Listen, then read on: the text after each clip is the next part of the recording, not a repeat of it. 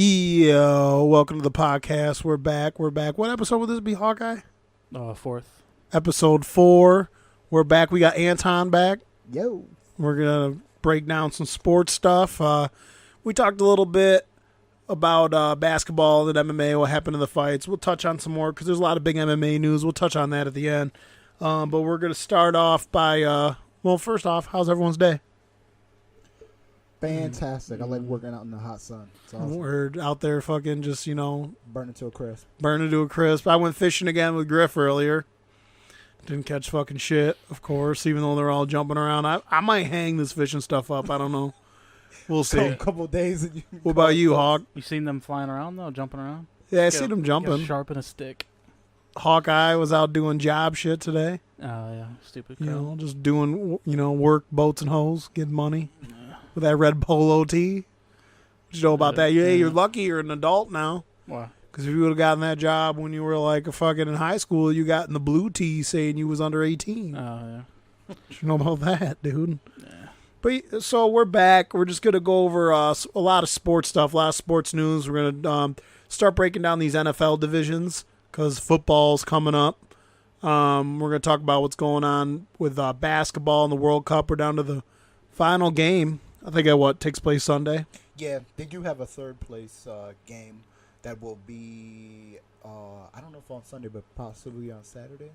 And then we'll end with some MMA news. There's a lot of MMA news floating around. We got some cards coming up, but we'll take a peek at the news and talk about potential matchups and touch a little bit of what's going on with Cormier double champ and all that stuff and what could be on the horizon for him and things like that. So yeah, we'll get right to it. We're gonna start with breaking down the AFC East. The blatant travels in the freaking basketball. Oh, by the way, we're sitting and we're watching some Summer League. We've been watching a lot of good rookies this year. A lot of good rookies. Spencer's Phoenix Suns.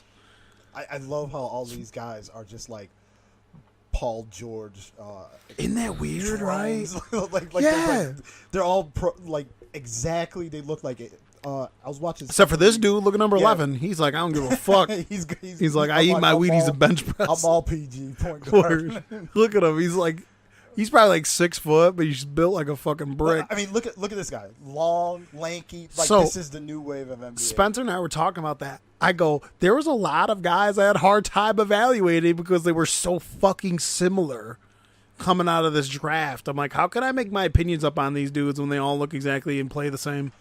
They're all super long, slender, built like 16-year-old girls. Look at this dude. Look at his hair.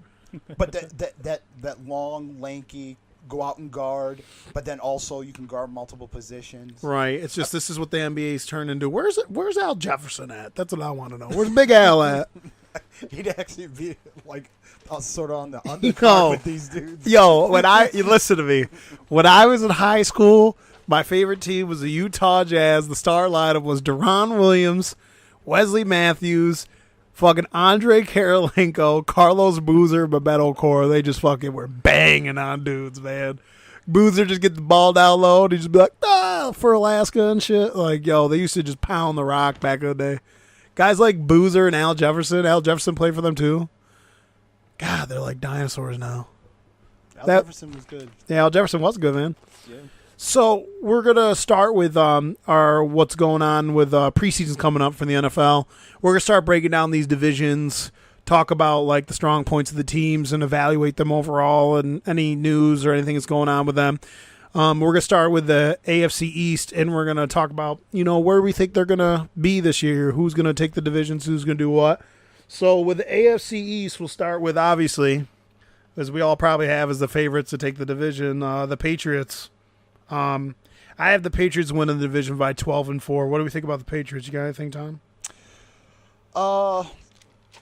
No, I think it's an easy one to do. The East, unfortunately, the East has always been kind of poop.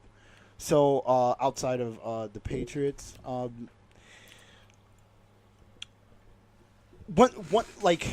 there's really no quarterbacks to really contend against the Patriots. So, I mean, mostly when you're breaking down these divisions, really you got to look. Really, the main thing you got to look at is if you win your division, you get into the playoffs. Word. And these other teams have always done a terrible job in this division on on making some things happen so that they can at least try to take the division. I mean, that's the whole point why you build the team. You build it throughout the division. These teams have been so bad at drafting quarterbacks. Yeah, you notice that? They've thrown them like all their eggs in a basket and stretched for guys that really they shouldn't take, and maybe they should like other teams draft a quarterback that's a future guy, and then all of a sudden he might turn around to be good. But look at Ben Simmons. He's like, I just got done fucking a Kardashian. But Keep going. but like outside of Tom Brady, you're talking about there's a new quarterback, Sam Darnold, with the Jets. Sammy. Then you're talking the Bills. Your team released him, A.J. McCarron's, who's going to start, and then they want to go with Josh Allen, and who knows if that's going to work out. Right. And then We'll stick it with the Patriots. What did you have on the actual Pats? My keys were, obviously I wrote Tom. I have them at 12-4 winning the division. My only negatives were, I don't call this a full-blown negative. Matt Patricia left, right? But I didn't like the whole, like my buddy Josh is diehard Patriots fan. He's like, Ben don't break, bro. Ben don't break, bro. And he's like, they gave up tons of fucking rushing yards, tons of fucking receiving and passing yards, right? But they were like number 1 or number 2 all year in red zone defense. Like they gave up the least amount of actual points throughout the season, the amount of touchdowns. But it's like, if your personnel's not good enough, dude, you can't do that bend and break shit. Like, it doesn't matter. You're going to get tons of field goals against the Patriots. You know what I'm saying? Like, yeah, I always thought that. I think it's a good thing Matt Patricia's moving on. Because he's not going to be a good coach where he's at. I mean, and isn't it in the past couple of years that like their defense has kind of held on with like duct tape and it's like these guys get hurt and it's like, and the whole season they're always like the defense is it's struggling, it's all this, and really the offense is what drags the team down the field and get this team wins. And so a little bit like Matt Patricia sort of overrated because like this team was like the personnel wasn't good. It was just like they just got to hold it together and just give an opportunity to at least let Tom Terrific go out there and throw darts all over the field. What do you think about the Pats? How good do you think they're going to be, Spence? I have no idea. Spencer hasn't been paying attention. I haven't watched football in years. They're still on top. Yeah, they're still going to be on top. Like another thing I wrote is wide receivers with question marks. Now, it hasn't really mattered all that much in the past with Tom, but who the fuck is he going to be throwing to besides Gronk, I don't believe those rumors, by the way, that they're thinking about trading Gronk. Tom will fucking retire if they trade Gronk. I mean, as far as a football player and at the position he plays, we'll have Spencer probably won't talk to. He talk about fucking basketball, but it's all good. But he is sort of on the other side of his career with a lot of injuries. He still could be a flat out front runner tight end. Gronk's still a baller. He just has to stay on the field. And that's the thing. Can he stay on the field? And if he does get hurt, he's gonna be gone for like 4 or 5 games. That tends to be critical, like in the middle of the season when you really start grinding it out and you're starting to play division games. And this dude, elbow, nice block, elbow or some other type of injury goes down, or Punani gets hurt, or some dude is on the ground, and then you decide that you want to. You want to hear a crazy story? So my buddy Griffin, his dad manages one of the big ass restaurants up at the casino. Yeah, Griffin's dad. Okay, so we all know Gronk's a tool bag, right? He's one of those fucking like bro dudes that's a fucking tool.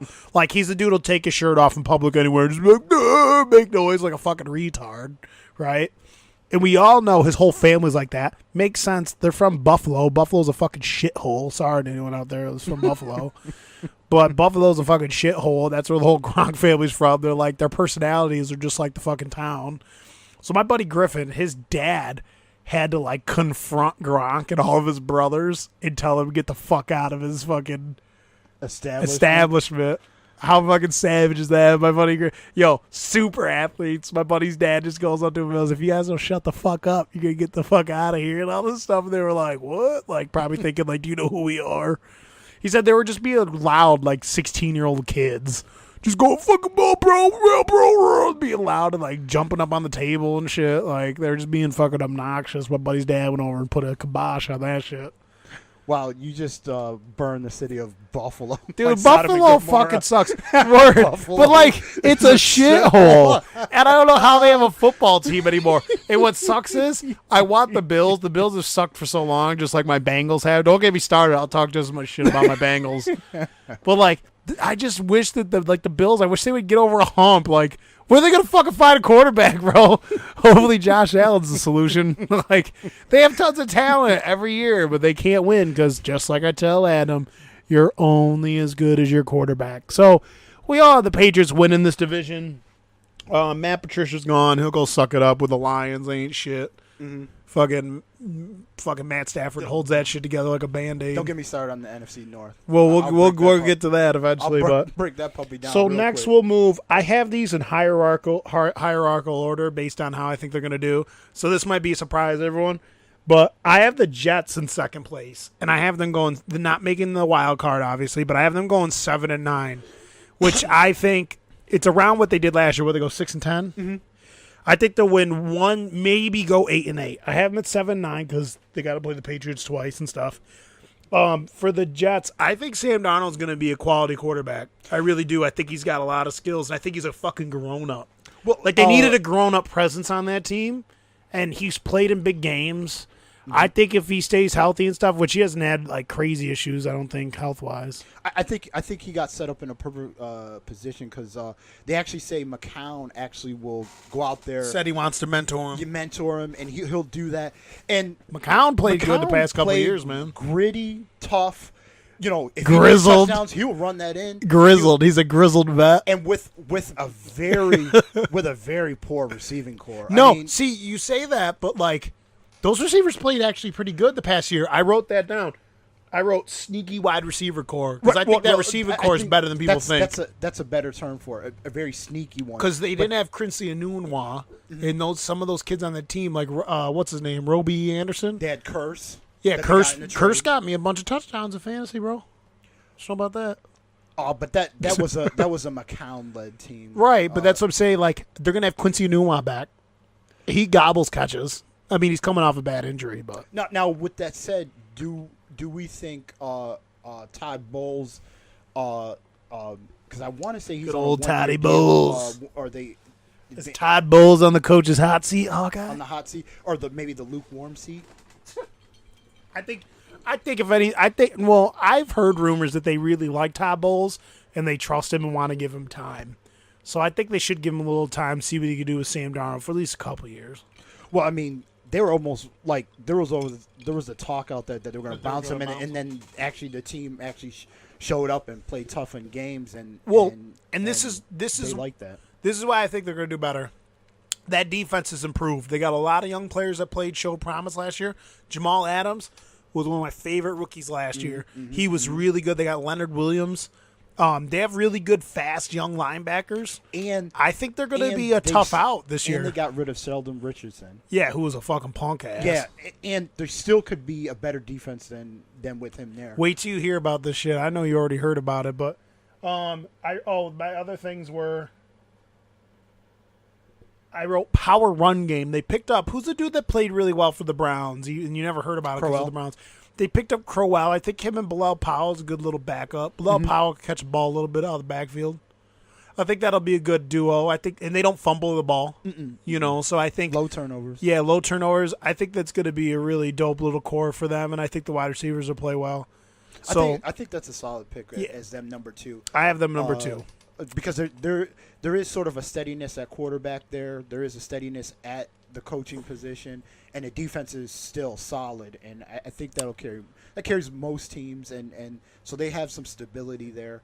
And like you said, he might have been on the fence, but now the ownership is backing Todd Bowles, so I think that's a good pick at number 2. Yeah, so I have them at 7-9 now. This is going to be hilarious as fuck and terrible at the same time. But so I have the Bills at number 3, and the only reason why I have the Bills at number 3, I have them going 5-11 because their defense is going to be really good next year. Tre'Davious White, they have above average players at almost every position on defense.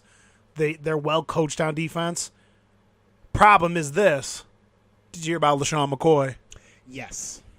I don't know if this is true or not, but LaShawn McCoy's being investigated because photos got leaked. Apparently, he beats the shit out of his wife, his child, and beat the dog half to death and almost killed it. Like, the dog had, like, kidney failure and all this shit.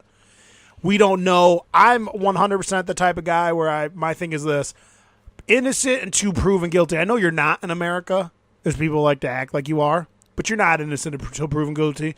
And then your reputation is always tainted, whether you did something or you didn't do anything. So these things came here's the up thing. after the home invasion? But you want to know why? Pictures? That's Janoris Jenkins. This is LaShawn McCoy. No. There was it Oh. was an ex-girlfriend where the home invasion She thinks that it was after jewelry. Okay. Like she in thinks property. He set him up, or he got set up. Well, Yes. here's my thing, though. The reason why I'm so on the fence about it, if I believe this or not, is I didn't know this until I looked into it. He's got a fucking checkered past of beating the fuck out of people. He beat the shit out of an off-duty cop at a restaurant, and then he beat the shit out of someone in college or some shit like that. There was something else he got in trouble for. He has a past of violence. Right. The restaurant thing was thrown away based upon that. I think that the two cops that were in the bar were also drinking too. Right. So they really couldn't get the stories on both sides were different. Really? So it was just like they canceled each other out. So they really couldn't. When they went to court and did that whole thing, they couldn't get a real ruling because they didn't know what was truth, what was not, and what they could find there. But this tends to follow him a little bit. Right, it tends to follow him, so I don't know how I feel about it until we get more information. Yeah. The only reason why I put the Bills at 2 and getting 5 wins is because LaShawn McCoy is that good of a running back that he will carry them to those wins along with that defense if he plays. If he does not play, if we don't even know who's going to be the starting quarterback. McCarron, Josh Allen, or the Peterman. Peterman. I heard Peterman's thrown like 5,000 interceptions in practice, but Well, it did something for putting him in Word. 5,000 interceptions Word. in a game. My thing is this: McCarron. He obviously played for my Bengals. McCarron's actually a better quarterback than people think, but I don't think he's like your franchise guy. Could McCarron win you games? I think so. He played tough in our playoff game when Dalton broke his hand. So I think McCarron will end up starting, but I really think that with a question mark at quarterback, I see them winning no more than 5 games if LaShawn McCoy's healthy and plays. I have a theory about this. That pass right there? Yeah, I have a theory about that pass. Yo, this kid just says, fuck it. Bacon. I always have a theory about quarterbacks, and I think A.J. McCarron might fall into that same thing. Now, remember the Bills? They gave the contract not too long ago to what's his face? The Tyrod Taylor? Nope. Before him, who now is the backup quarterback for Tampa Bay. Oh, God. I feel like I should know this. Who was it? From Harvard. From Harvard. Oh, God. Do you know it, or are you just waiting for me to guess? Yeah. No, Oh, God. I'm trying to think. He played for the Bills. Oh, God. I know who you're talking about. And the Jets. I see him in my head, but I can't think of his name. He's kind of the weird dude that wears the wedding ring while throwing the football around. Yeah, I forget. Kirk Cousins does that too. I forget his fucking name. Anyways, What you were saying?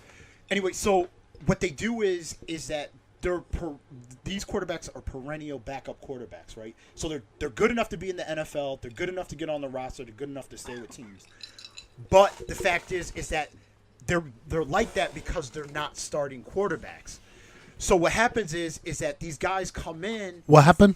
For the starting quarterback, and they actually play pretty good. Right. But they play pretty good because they've been sitting with a clipboard behind the other guy, and there's no pressure. So there's no pressure to be the starter because they're not actually the real starter. All of a sudden, they let the actual starter go. They go with the backup. He's going to be our full-time starter. And all of a sudden, when they build the offense around that player, boom, the team just drops off or they can't handle it. And it's because You can unplug it. like, Just pull it. they don't exactly Leave that. they don't exactly evaluate. I'm They forget that the quarterback is really not the frontline starter, and he has the skills to be in the NFL, but he's not a frontline starter. So what they forget is when they try to build the team around him, like offense-wise, all of a sudden it's like, well, why does he play like poop? Well, he really doesn't have the starter skill set.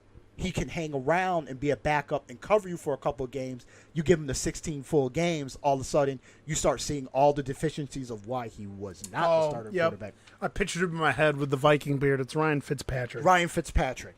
So I think A.J. McCarron sort of falls under that. Like, he's a good backup. Serviceable, comes in playoff games, does that. But again, there's no pressure for him to be a full-time starter. Now that you give him this opportunity, doesn't necessarily mean that he's going to fail. But the fact is once you turn it over to him, now it's like, all right, they're hoping you're going to release your skills. Release the Kraken. Well, if the skills were there, he would have been the starter already. Word. So I think, and I'm not saying that he won't be once he's given the opportunity, but this is probably the best way for him to get a starting opportunity. He'll probably get the start, and again, maybe Josh Allen comes out and beats him. All those draft picks, man. But the fact is that when you're referring to the Bills, Josh Allen was poop accuracy, total poop. Anytime they played, Wyoming played a really good team, his accuracy went. Yeah, that was the thing. So what do you think is going to happen when you get into the NFL? He played against nobodies, and he wasn't accurate. My biggest thing with guys quarterbacks is your yards per attempt, or yards per completion, or your fucking overall accuracy. Motherfucker's throwing like fucking 53% or some shit. Like, yeah, you can't have that. I mean, like when GMs are evaluating quarterbacks, and one thing they go to is like, they can size, but like accuracy has always been this thing where they kind of like, well, he's got the prototypical size, he's got the cannon I hate arm, that shit. It's like, yeah, well, guess what? Russell Wilson's fucking killing the game. Drew Brees is fucking killing the game. Because the windows get smaller, they get shorter, and you got to put it on a dime. Yo, if their accuracy is not there, Hawkeye boom, put it on a dime. Hawkeye put it on a dime a couple years back against the Diesel, ruined his fucking night, bro. Yo, I want my quarterbacks to throw darts, and I want them to throw them accurately. Accuracy. If you're 30 yards or under, that's cool. At least you get it to the wide receiver. Why do you like? And I couldn't believe they took him first, but that's why Baker Mayfield got picked first. Made tons of accurate big plays against good teams. Like, he was the most efficient by a large margin of all those quarterbacks, and played in a decent conference. He didn't play against scrub teams up in fucking Wyoming. And that's like people like, he's not even going to start. And the thing is that and we're going right back to the Bills. Tyrod Taylor wouldn't take the big shot downfield, but was conservative. Could have beat the Jags last year, by the way, if he would have looked down the field at the end of the game.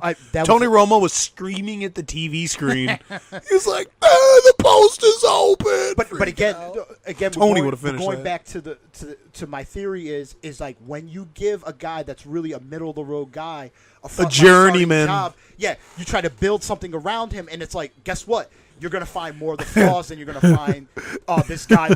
You're gonna. Again, like you said, you're going to unleash the Kraken. Word. No. The power ain't going to come out. That's Anton's word. Journeyman. The journeyman. The journeyman. The fucking grizzled vet. This, and the thing is, the Bills got into the playoffs, so they have talent on both sides of the ball. But I do believe this is right where they should be, because all of a sudden, like, everything really doesn't change. But you change the quarterback, and that's such a critical spot to change. And then, really, you want to build on that. I think they're going to take a step back because of that. Yeah, I think they're going to take a step back, especially if this shit with LaShawn. They'll finish dead last, probably. There's a chance they could finish last if LaShawn McCoy ends up not playing for whatever reason. But yeah, that was the Bills. And then I don't even know where to start with the fucking haven't the Miami Dolphins been like one of those teams that just like throughout the history since I can remember. I'm only 27, but they just can't get it together. They had Dan Marino, but that's because he's fucking phenomenal. The only time they got it together in the recent past was when they had Bill Parcells there. And Word. He solidified Bill the Parcells team and got it together. But he does everything, all aspects, gets his type of players, and that's the only time he brings us. He always brought a seriousness to any team, like a sense of order. Like, yo, Well, he This is wanted how we're it gonna was, do it was shit. no nonsense. No nonsense. No nonsense. Word. And the thing is like a lot of these younger coaches, they have the great offensive guru and talent, and it's like, well, guess what? You kind of gotta have a little bit of toughness and get in dudes' faces and be like, no, listen, we're professional. Throw some bows. And yeah, they don't. Elbows, elbows to the love chest everyone, or and headbutts to then- the chest.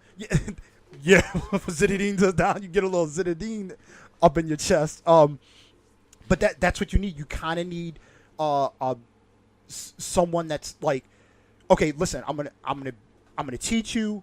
I can be a leader. You can follow me, but guess what? Don't cross me. And you need some of that toughness. Don't cross me. Well, okay. Well, like if Adama you done fucked up now. is running the team and doing whatever he wants, you don't have control. Yo, of that that team. douchebag. Speaking of that, that's what I put down is they had 2 key losses. They lost Jarvis Landry of the Browns. They lost Ndamukong Suh, which I feel like you feel the way I feel about players sometimes, Ton. Yeah, Ndamukong Suh's talented, but sometimes a dude could be so much of a headache that it doesn't matter how talented he is. He can go fucking someplace else, give someone else a But headache. also, I heard there that like they were running plays and he was like, "No, I'm just gonna run my own thing." Word. And I'm what? Like, no, that's what I'm talking about. Where you got to get someone that's gonna get in there and be like, Yo, no. And being this is how someone we that run like it." prided myself and played serious defense in every sport I've ever played.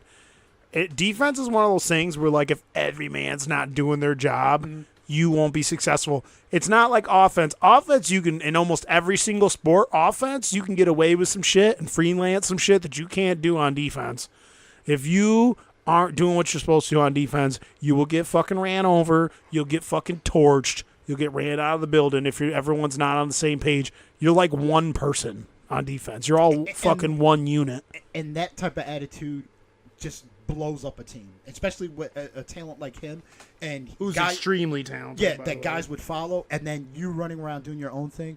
Boom, And he's a fucking scumbag too. Like he clearly is like type A personality. He doesn't give 2 shits about anyone but himself. Right. So I'm with you. I have them going 3-13. I would roll with that. If not, they get less. I would take the No, under. well, the only caveat to that is, in this I put question marks. Ryan Tannehill's back. Now, when he plays, he's proven he's a above serviceable quarterback.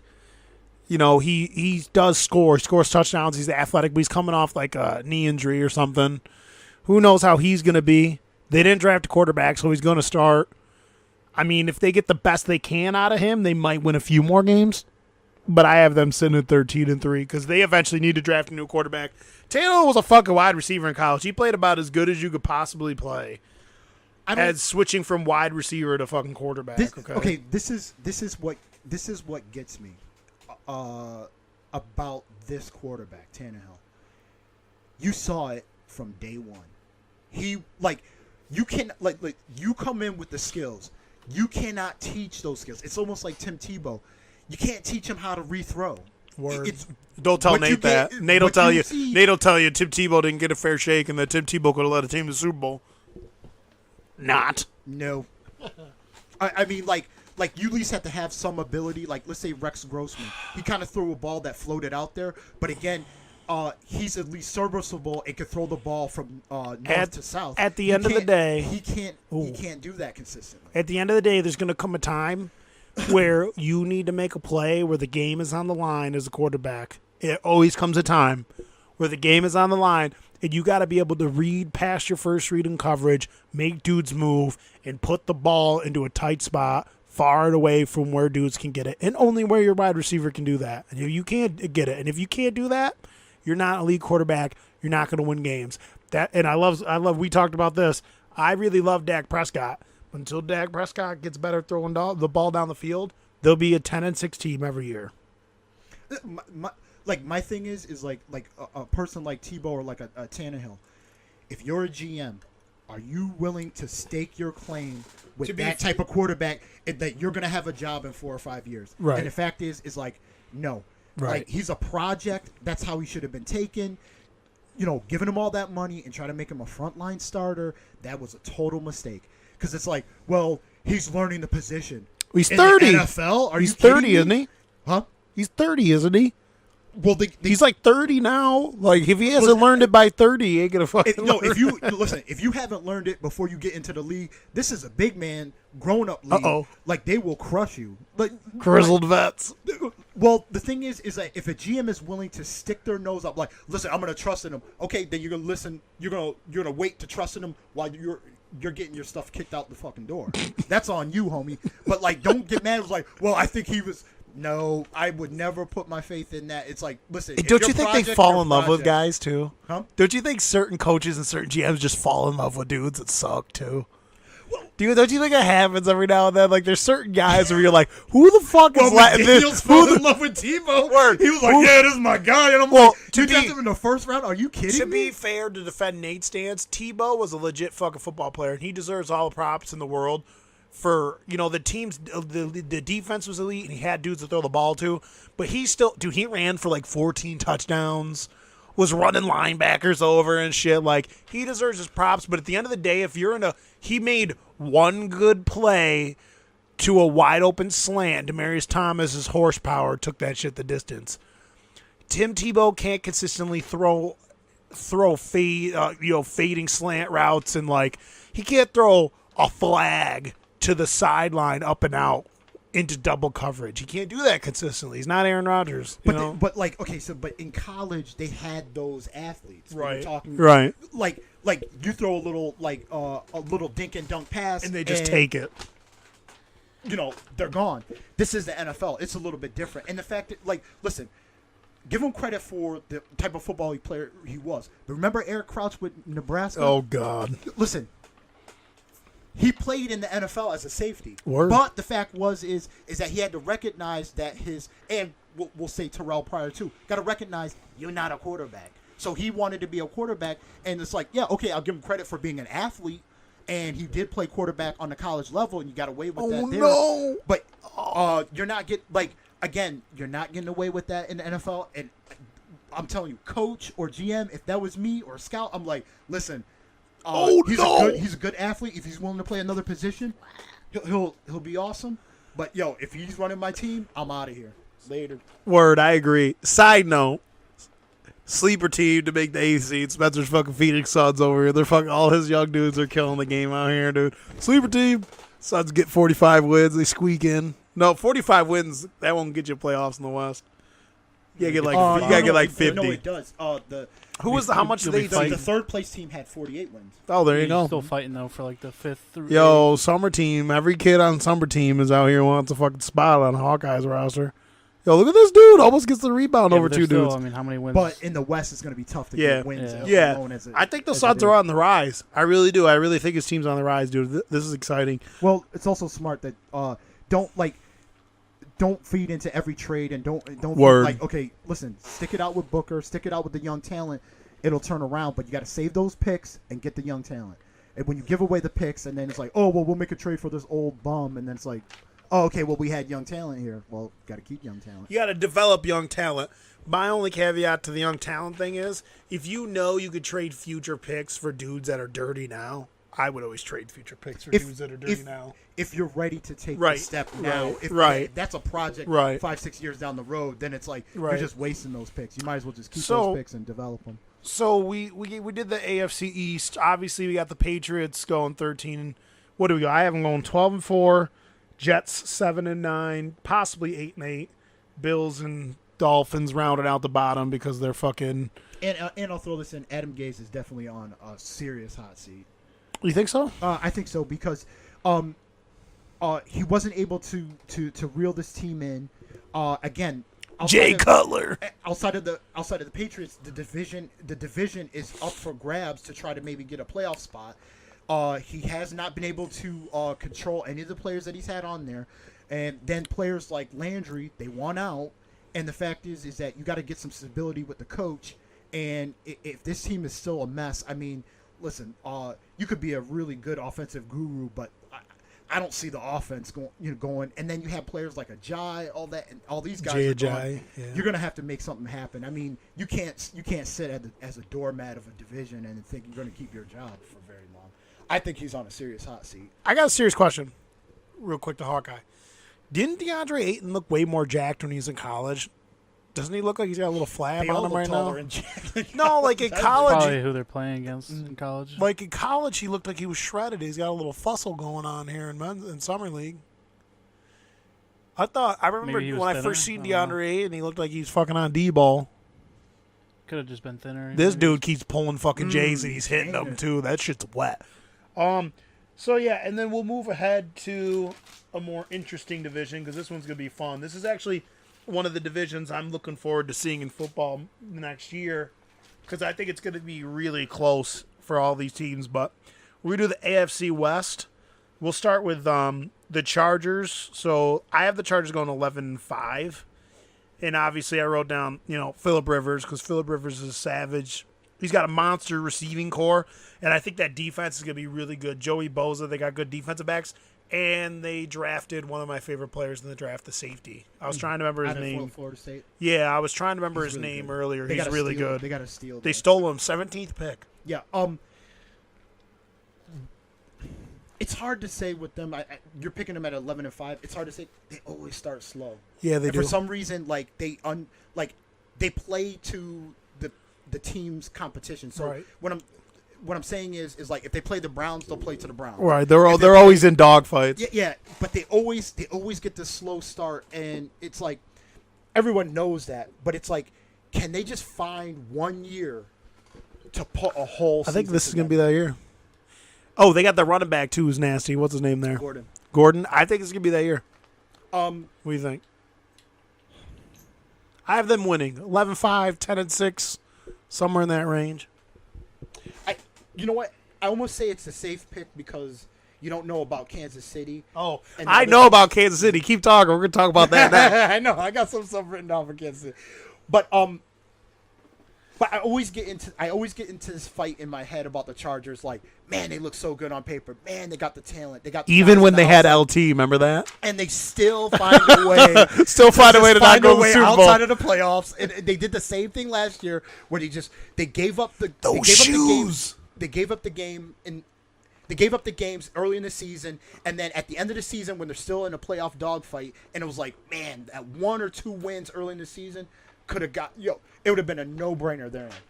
So are we gonna find that same Chargers team, the LA Chargers, or we're gonna find Okay, the new So- Chargers, LA Chargers team? I think they're going to be very, very, very formidable this season, the regular season. I'm sticking with them going 11-5.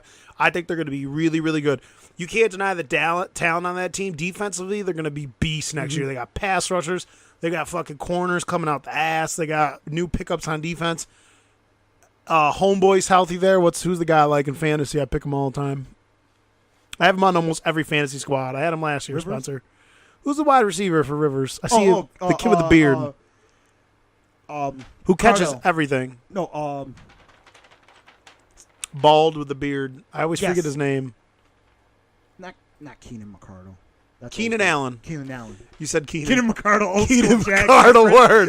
Yo, that's He's a hilarious. beast. So, Keenan McCardle. and they got, who's the kid? Who's the tall kid, the tall wide receiver on their team? It's like Williams.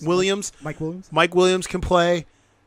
They just got tons of And I think firepower. they're bringing back Gates for another year because they're Breakout player. Who's the new tight end? Hunter. he was it ACL? I think he'll kill it this year, though. They get a Gates? lot of red zone targets. No, not Gates. The kid that was hurt last he's year. out. Oh, he's hurt this year. Yes. Hunter's hurt this year? Hunter Henry? Yeah, Wow, I didn't know that. I think he got hurt in Training camp? The, What's with these tight ends getting hurt all the time? I don't know if that was a travel. Why do tight ends get hurt all the time? Look at the kid that plays for my team, the Bengals. He's an elite tight end. He fucking hurt all the time. Well, it's tough. Well, even my team, Cal Rudolph. I mean, they're big. Jason guys, Witten never got hurt, though, right, Hawkeye? Jason Witten also was always open. Too bad he retired. He lost the wheels, man. Bullshit. He doesn't need the wheels, bro. Best route runner in the history of the NFL, Jason Witten. Well, no, he was underneath guy these past couple Yo, years with Jason with Dak Witten. Prescott. Jason Witten just like white power out there running fucking slant routes, little curl routes, hook routes. He was a beast with Tony. But Romo. yeah, so I have them going 11-5 now. Let's get to my sleeper dark horse, fucking the Chiefs, Patty Mahomes, baby. Pat Mahomes. I got the Chiefs going 10-6 again. Again. Now, playoff run. Now, could you see? Now, see. Patty Mahomes, let's go, dude. These two teams, I could see a flip flopping. Fucking A. Whether Kansas City up there. Remember, you never sleep on Andy Reid. Word. Your quarterback ready to go. He Word. loves Pat Mahomes. He still loves. I did too. I mean, he loves this kid. He's awesome. He's got some Brett Favre shit going on, bro. Minus the interception. Well, you want the early Brett Favre? No, dude, I don't care. Some darts Athletic. Yo, that's who he reminds me of. He reminds me of the mulatto fucking Brett Favre. Hopefully he just doesn't keep him away from the alcohol. Word. Keep him away from the female reporters. Spencer, hold on. Yo, that reminds me of early. That's the early Instagram. Yo, so back when we were in high school, Spencer and I were obsessed with football. So we paid attention to everything. We had cable back then. We don't watch TV now, so we don't have cable. We got PCs, so it's whatever.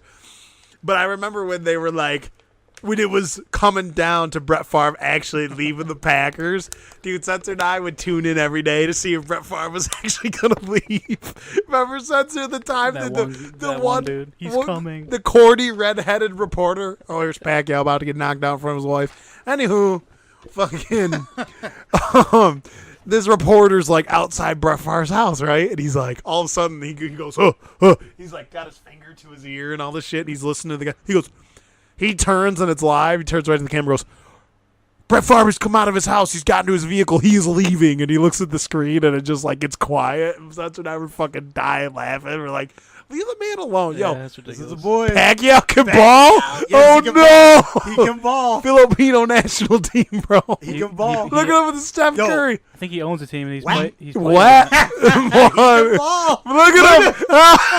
Kinetic tape and all. Let's go, baby. Yo, dude, that's great. baller. That's fucking hilarious. Pacquiao can do it all, man. He could be your senator. Word. He He could could be your be senator, your boxing champion, basketball player. and he could be your point guard. He can sing, can too. run your team. Yo, he can sing, too. Yo, him and De La Hoya should Yo. put an album together. Yeah, right. Yeah, buddy. You dress him up in girls' clothing, gives the cocaine. High heels, little fishnet. De La Hoya be like, too sexy for my shirt. Too sexy. That's fucking hilarious. That's another time. Okay, Another day. so back to the Chiefs. I got them going 10-6. They got a solid defense. Question: here's the big question with the Chiefs: does Kareem Hunt have a sophomore slump?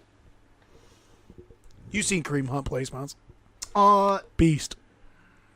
I think that would rely on Pat Mahomes. What is Pat Mahomes going to do? Right. And Pat Mahomes might get some love this year because people don't really have any tape on him outside of college. So who knows what positions? And Andy Reid is He played really, good. He played the last two games though, Yes. and he played well. Andy Reid is really good at like finding what a The quarterback's guru of that strengths shot are right there. and really focusing on that.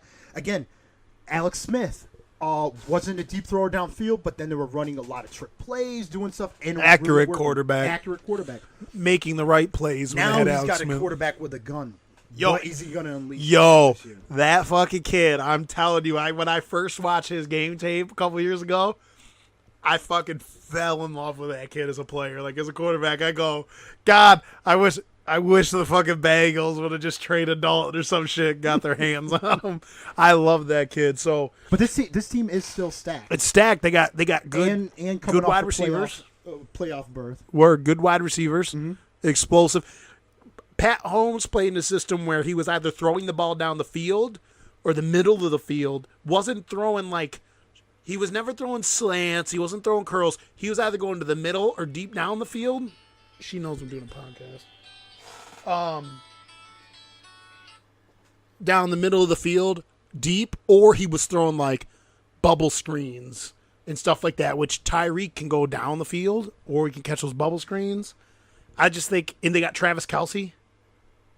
I really think this team's going to be really good, and I think people are going to be surprised by Patty Mahomes. Patty Mahomes goes over 25 touchdowns. Patty Mahomes throws for at least 25 and rushes for 5. I'll put money on it. So you're basically saying he's Alex Smith all over again. No, I'm just saying his first full year, he's going to play good. But that's Alex Smith every year. Pat Mahomes is only 21. Right. All I'm saying is like if you get that type of play from that young of a player, because again, Alex Smith, very underrated, no turnovers, gets you touchdowns, and actually he started to stretch the field a little bit by going downfield. Actually got a little bit more confidence, and they started doing that. So if you're saying he's going to be Alex Smith, but just with a different type of arm skill set, I'd take that. And my thing is this, though. He is not fucking scared to throw the ball one bit. So I do see him probably throwing some interceptions over the full course of, he'll probably go between like 8 to 14 probably. But That's the only thing that'll suck. Andy Reid's offense sort of, he wants to take some chances and wants to sling the ball around. He prefers to throw the ball a lot, but a lot of his offensive sets aren't really it's not all just downfield. It's not like a kind of a Norv Turner, like, hey, we do a little bit of this, but we got to get chunk yardage and really try to throw it beyond 30, 35 yards.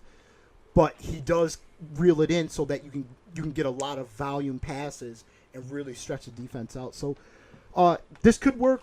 Again, we don't know about this. Patty Mahomes. But we have to see this kid play, and with Andy Reid in this system, I think, hide your kids, hide your wives. I think it'll be okay.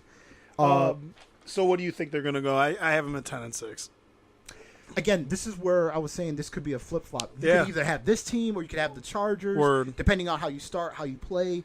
I would put them at 11-5, and maybe flip-flop them. Again, this is tough, but 10-6 I think is a safe bet because you do have a sort of a They have a first-time solid schedule, quarterback. too. Yes.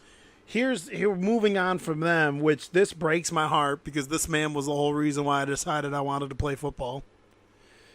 We got the Oakland Raiders, and I have them going 8-8, sadly. And I have them going 8-8 because their schedule in the early season, which it's going to be Gruden's first time coaching in a long time, in their early schedule does not bode well. They could start out possibly like 6-0. Or 0-6, I mean, 0-5 or 1-5 in their first set of games. And their defense sucks.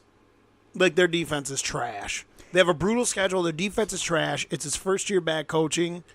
I think Derek Carr's quarterback play will keep them in games like they were last year. Remember, they would always win games like 33-31 and shit.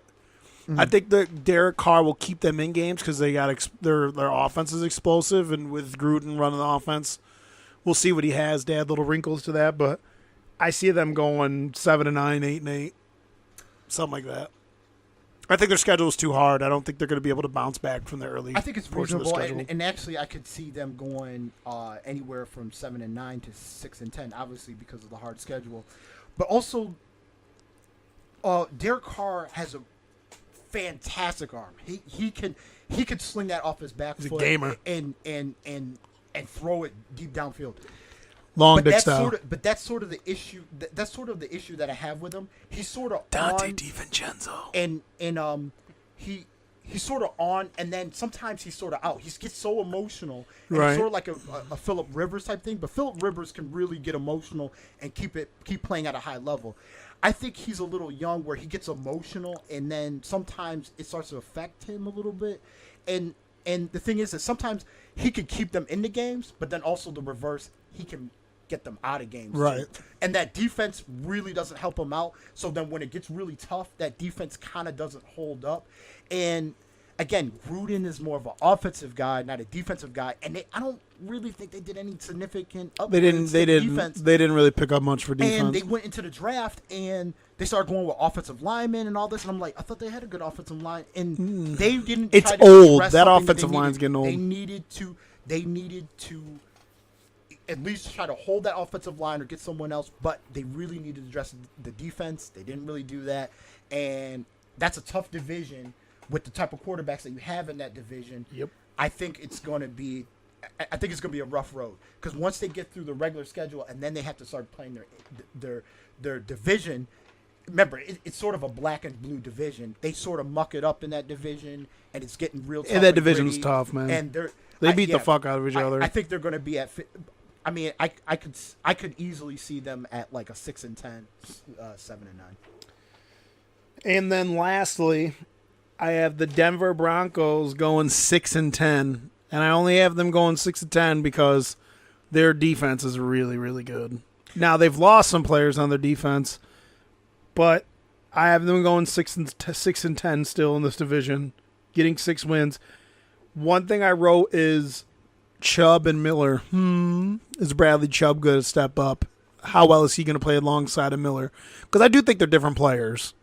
I don't think that they're like similar. Everyone's like, oh, he's Von Miller B and all this is Von Miller light, but I think they're different. I think Bradley Chubb's a good pass rusher, but he's built like a run defender, defensive end. He's not the fastest dude coming off the edge, I don't think. He also, remember, he got most of his sacks against his games in Syracuse. And Syracuse sucks. So I'm not totally, he's definitely a freak athlete and stuff.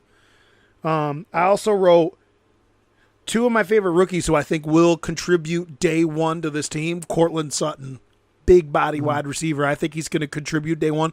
I think he's going to catch. I think Cortland Sutton can, catch 60 balls. They got a veteran quarterback who I'm not sold on him, but he played really well for your Vikes last year. Case Keenum. Okay, so here's a connection with the Broncos and why they decided to go out and pick him up. Remember, Kubiak played. Here comes Anton with his leaks.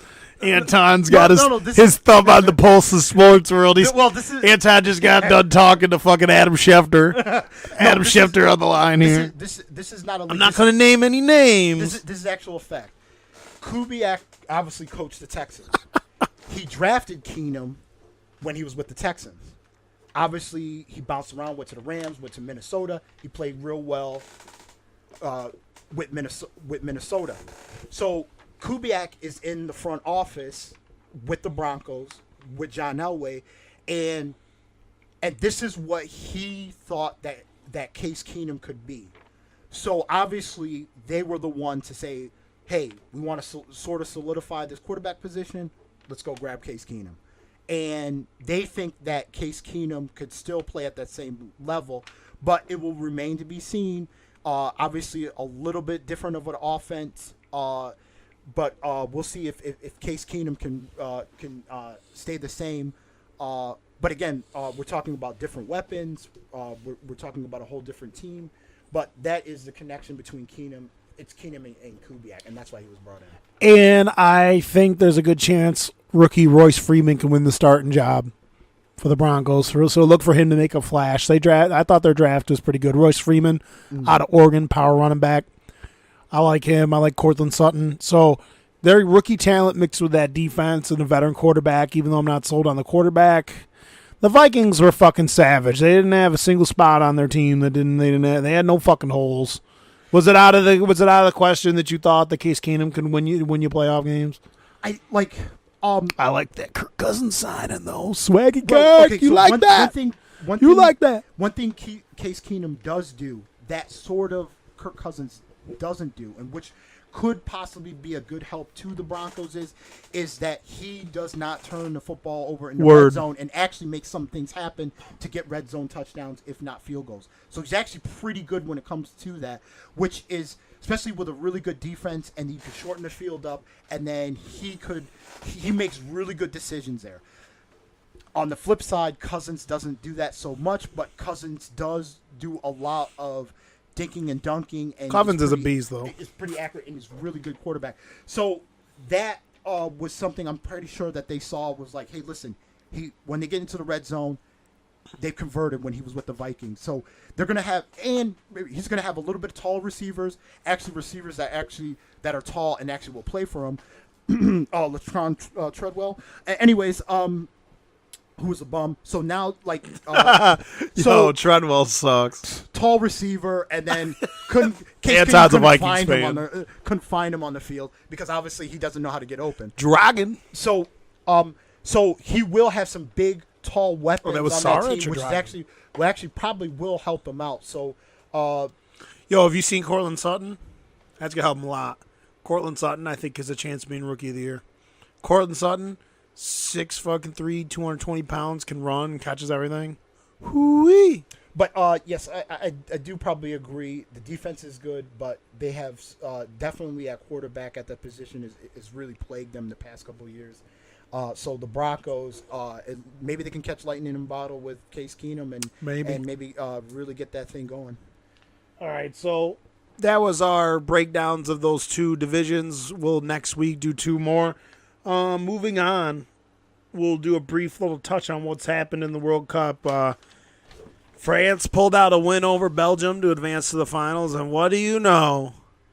England fell to Luka Modric in the fucking Croatian Savages, dude. That's so fucking awesome. They bled. It was a sieve. They're done. They're out. Fucking packed up the tents and went home. England went home. They're lucky William Wallace ain't running around. He would have finished them off. Fucking, yo, what about Croatia, dude? This is the most fun I've had seeing a team go on a run ever. Now, okay, so I got to put a little disclaimer about Croatia. So I actually I work with someone who is Bosnian. Here we go. So yo. So that, I gotta hold on. That Bosnian connect. So this is the Bosnian connect. This is the European connection right here. Yo, this is the inside info right the here. fucking Bosnian connect. I'm done. The person that I do know, he's played soccer. He still continuously plays soccer. Soccer is huge over in Bosnia. He's like, you know what, Anton? So over in Bosnia, we take our soccer very seriously over in Bosnia. Do you know what I'm saying, Anton? So they didn't have. You're American. They didn't have an issue with Croatia. Preferred if England won, but after Croatia won their match against Russia, they started. The Croatian team and the fans started chanting old war chants.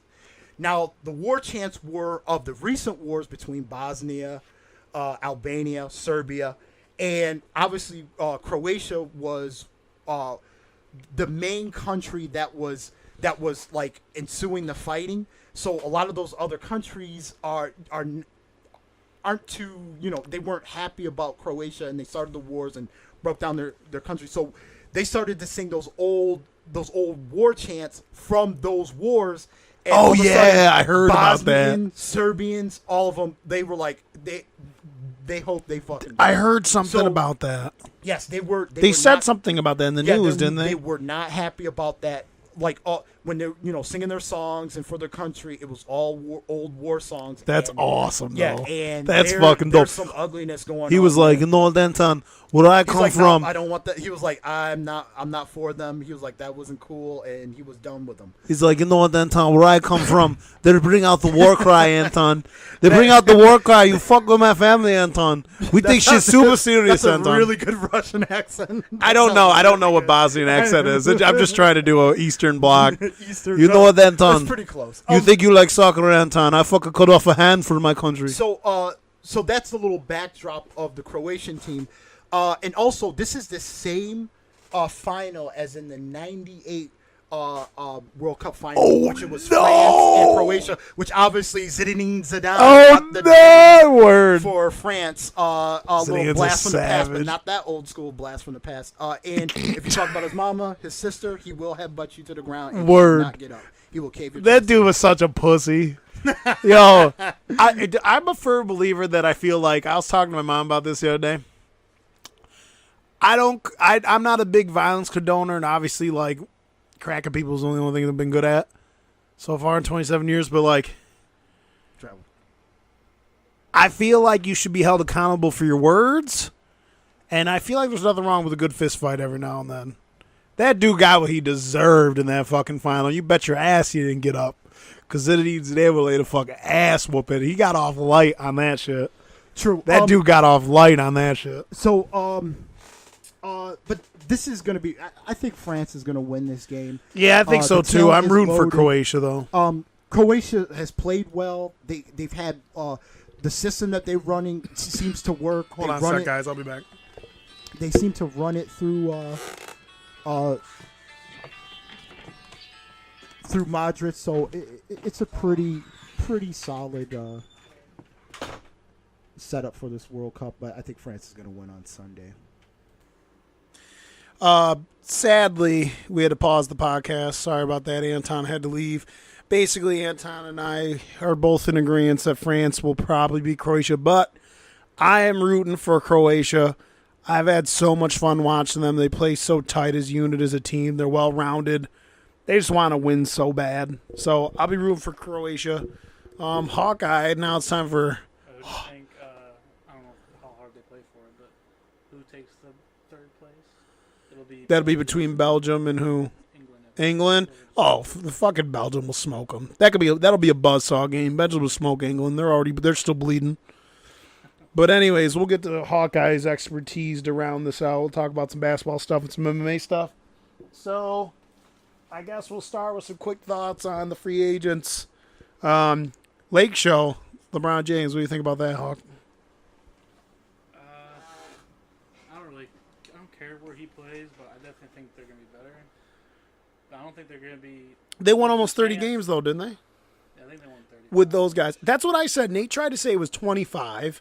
No, I said it was They 35. had a good second half of the season. Yeah, they won 35 games with all those young kids. I think they did. Let's see. They're going to win 55 games. Might have won a little less. Yeah, they went 35 and 47. I tried telling Nate that, and he was like, no, we didn't. They won 20-something. I mean, they lost their probably the better player for the season, Julius Randle, but you're getting LeBron. Which is 100 times better. Who knows? People say these kids are still going to be traded, but I don't know. Listen, they act like they don't have three-point shooters on that team. Lonzo Ball needs to pick better shots. That's why his shooting percentage was so low. He needs to drive the ball. He was hitting every three, so Yeah, something about him. he needs better shot selection, and he needs to drive the ball more. But also, he needs to just shoot it. There's times where he misses a shot in a few possessions before, and he's got a wide open shot, and he's holding it. And he just, who cares how bad he shoots? He needs confidence. Just shoot it. I think he's going to improve vastly. Another thing, Kuzma shot 39% from down, or no, 37. He was good. He was probably better too. Skinny homeboy who only shoots 3 shot 39%. Kentavious Caldwell-Pope shot 40, and Hart came off the bench and shot 41. That team's got kids that can shoot threes. And, LeBron shot almost 40% from downtown, too.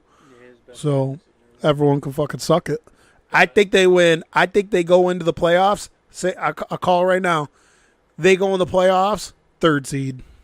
It's going to be tough. If you look, it was third seed of 49, and then from down from there, it was 48, 48, 48, 47, 47. And I think the Rockets take a step back, dude. They lost a bunch of good defenders. Who They're going knows? to sign Carmelo Anthony. He's going to shit the bed. They just signed, supposedly they're signing a forward, James Ennis. Apparently he plays defense. I don't know him. Yeah, he had one good season where he scored a lot, but it seems like he's a decent scorer and plays defense. So. But yeah, they're in a little weird spot because they lost Mbamute, they lost Trevor Ariza, Right. best defender. They're having issues. Cleveland Powell wants $100 million now. Jesus. He wants 4 years, $100 million.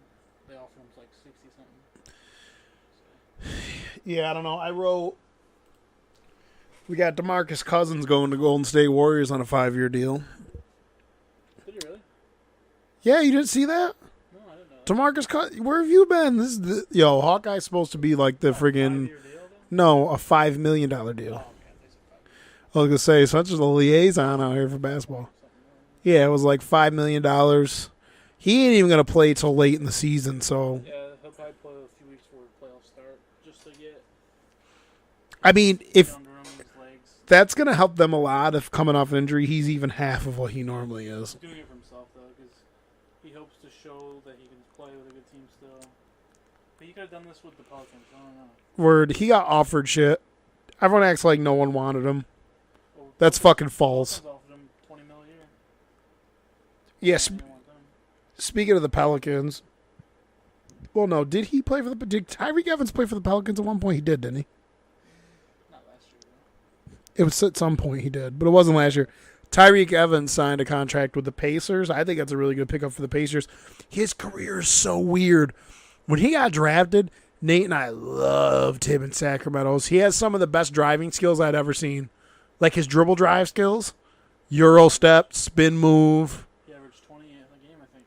His rookie year, he averaged 20 a game. I think it's his only season he's done that. No, yeah, then it declined every single year. And then out of nowhere, And he started coming off the bench. he dumped on everyone this year. Yeah. It's weird. At 28 years old, he has arguably his best season. But I don't understand why he just, over time, just got worse and worse and worse. Could be just the team he's on. It could be, I don't know. Maybe it's I a think mental he's gonna thing. get minutes. 'Cause Oh, yeah, he's going to play a lot. His guards aren't that good. Like, you got Oladipo. Who's okay. He's not that great. Oladipo is like their star player, though. Right. And they got Darren Collison, who's the starting point, which he shoots like 50% from three, but he's not the best player. And if Corey Joseph come off the bench as the point, so he's definitely, I could see him getting almost 30 minutes throughout the game. What do you think about Devin Booker? Your sons signing Devin Booker that max contract. Obviously, it was happening. Someone else would have paid him. That's why. I just hope that. I mean, it looks like they're doing the right thing. They keep getting. They're not trading the picks away. Bold prediction: They're getting the young talent. Devin Booker will be at least a 2-time scoring champ someday. It could be next year if he plays the whole season or this season, upcoming season. What do you average? 25 this year. Yeah, he played like 50 games. I think he has a potential to be eventual scoring leader, at least once or twice.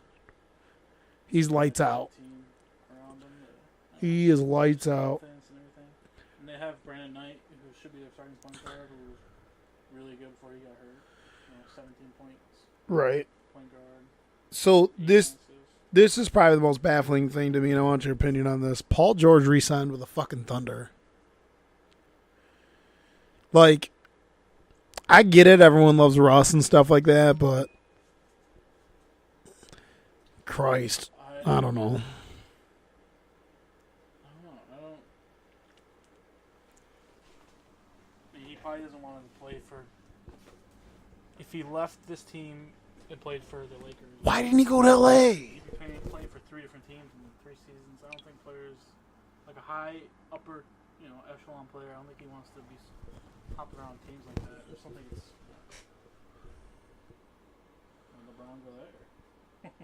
Nah, but like For good Thunder. I really think Paul George would have been great with LeBron. The Thunder's team's actually pretty good. It is, but like, I get it. Playoff Paul hasn't been showing up. Playoff B. That pass right there.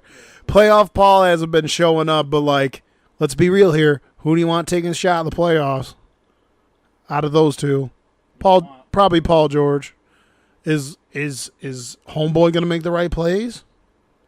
Remains to be seen. That's the only knock on Russell Westbrook. That's the only knock on him, is that I don't think he has the greatest basketball IQ. I think he has too much of a dog mentality. Yeah, and I think he's just takes shit shots. He takes some wicked shit shots. He shoots a lot. You seen a clip where Like, it reminds me of Kobe Bryant, but Kobe Bryant was a more efficient shooter. I just think it's his he has an attitude kind of. He does. Like you seen A where chip on his shoulder that makes it so he can... high five. Oh, he got pissed, right? Stared at him. He just stared him down. Yo, I love Russell Westbrook, to be honest with you, but, like, there's just certain things about him. I'm just like, I don't know. It could be almost bad for Why the fuck do you think KD left? KD's like, I can't put up with this shit anymore. Moving on from that. Melo. Yeah, the Rockets. Just thinking of Carmelo Anthony fucking just exhausts me. He met with the Rockets in the Heat. I know that. But, I mean, he's going to go somewhere. Someone's going to give him, Right, but why would a championship team pick him up? He's proved time and time again he's just a fucking locker room cancer and a fucking waste. He doesn't give a... If you're not a team player and trying to get along with players and you're not all about yourself before you're 30, yo, I love all these people like, Carmelo's going to change. Fuck, he ain't. Fuck out of here. Carmelo's only cared about... Whatever, rightfully so. Make that money, whatever. But he's only cared about himself always. He doesn't even care about his wife. but, Lala tastes like Honey Nut people Cheerios. were saying the same thing about DeMarcus Cousins. I think it was bad for them because he's, people say he's like, I don't know how to explain it. I think Mean in the locker room. I don't know what word to use. I think for the right price, he ends up going to the Rockets. For the right price. I think if they could get him for cheap I mean, let's keep it G real here. If he tries the best of his ability, that's an extra 15 to 20 points a night. And he could go get 25. You know, he can go get 20 mil from like the freaking, you know. But he won't win. Go play in the Heat. You'll barely make the playoffs and like whatever. Heat's got a decent team. Yeah, the Heat does have a decent team. But I also seen the Heat's trying to trade away Whiteside and Tyler Johnson. They should have never signed Whiteside because it's a player like Whiteside. His skill set is dead in the NBA now. He's so unathletic for his size. Like he's just not a good athlete. So moving on, Melo, he's fucking punk ass. He's trash. We'll talk a little bit about the summer league, and I wrote a bunch of rookies down, and I gave them like grades based off how they're playing so far. So we'll start with your Suns, DeAndre Ayton. I think I think he's playing great in the summer league. Yeah, I think he's averaging. I gave him an A in the summer league. Let's see. He's averaging 16 and 11 or something. 16, 11. He's blocking shots, playing tougher than I think people thought. We're watching summer league right now, and he's got the ball. But that. Did you see that? That's a problem I see with him. His awareness when he gets entry passes into the post, he does what I used to do when Nate first started teaching me how to play basketball. When you remember me and Nate first started playing men's league together, and we started making these trash teams, it was just like me and Nate and nobodies. Brandon, yeah, right. So Nate, I always played like center and power forward. Nate would always give me the ball in the post, right? And I'd just start banging on dudes. One thing that always happened to me is my awareness for dudes coming to try to steal the ball from me in the post was bad. You know what always happened to me? I'd start banging on the dude that's against me, like backing him down to the hoop and shit. Yeah, another player would come up and just steal the ball. I've watched that happen to Ayton like 3 different times. He needs to get that ball and bring it high over his head. He doesn't post up. He's standing straight up. Well, the post is actually dead Yeah, I know. in the league now. Let's see. Give him the lob. He gets the. Oh, you got to finish that. But he stands straight up, so you gotta bend a little bit. You got to put the ball high above the air. Look how big he is. If I was Ayton, I'd get that ball in the post. He's gotta bend. He's gotta bend to get those guys behind him. Look at, and then you see the effort right there? There's no effort there. And I noticed What is can't that? catch the ball for some reason either. There's been like 3 or 4 times he's dropped Like the brawler just drops everything. a nice pass, and it just he can't hold on to it. Like, That would be my only thing. His defensive and post awareness just isn't that great. So that's something. I mean, He didn't hustle there too. That annoyed me. He could have blocked that shot. He just stood there and let the dude drive right by him. Cameron Oliver, I can't deal. Some stuff's just Yeah, you got to work on. I give it Andre an A for summer league though because he's playing really well. Sexton from the Cavs, he's playing good. Yeah. I gave him a B plus. I give him a B plus because defensively he's not that great. Offensively, he dropped 23 the other day. Yeah, he's playing alright. It's just, I think, I don't know, just about that Cavs team. I think they're gonna be not. I think people said they're not gonna win 20 games. But I feel like they're definitely gonna win games. And who knows that Colin Sexton might be, a little bit of a Kyrie. Aggressive driver. Right. But not as good as shooting, but let's see. There's also a couple other big mans that are playing really well. Yeah, Mo Bamba. Mo Bamba's playing good defensively and rebounds. Yo, don't you love these skinny, tall bigs? Like, Mo Bamba, you can't leave him open, dude. I watched him just spot up and drop a 3 the other day. Mo Bamba's playing well. I gave Mo Bamba an A for the Magic. Here's another one. Here's an interesting one. Grayson Allen for my Jazz. I wrote better than expected, and I gave him a B. He's playing tough. Playing defense, getting after guys, driving, hitting open threes. Like, a lot of people think he's not playing good. I beg to differ. I think he's playing better than people thought. Bagley's playing okay for the Kings. He's shooting very bad, though. Yeah, Bagley's playing okay, but I gave him a B because he is shooting bad. Here's one. How do you feel about Trae Young? I wrote started slow, but these last 2 games he buried the other team.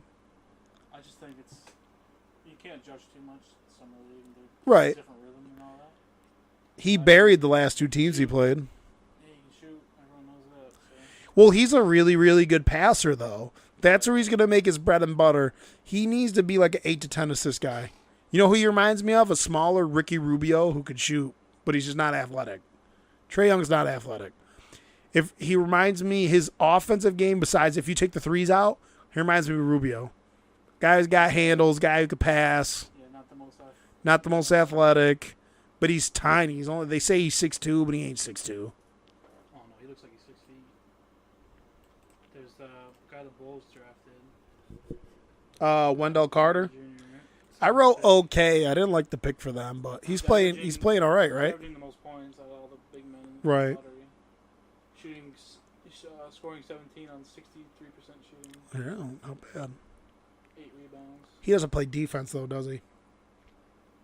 He's averaging 2.8 blocks. Really? I mean, it is summer league, but Yeah. I watched this kid who was streaming the class live when his Bulls drafted Wendell Carter. He freaked out. He's like, "Oh my God, Wendell Carter! Are you kidding me?" He didn't want him.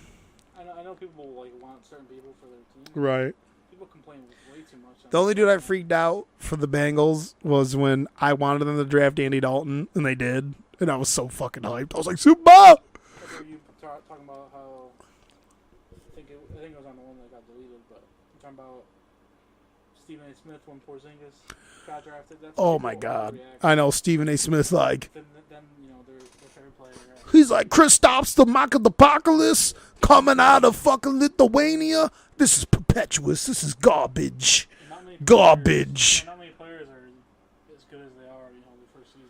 Yo. They're generational. Yeah, now Stephen A. Smith would fucking suck Kristaps Porzingis' cock in the back alley if he asked him to. This is garbage. But yeah, the Suns are 3-0, and then they're playing the lowest ranked team, and they're losing right now. So First round.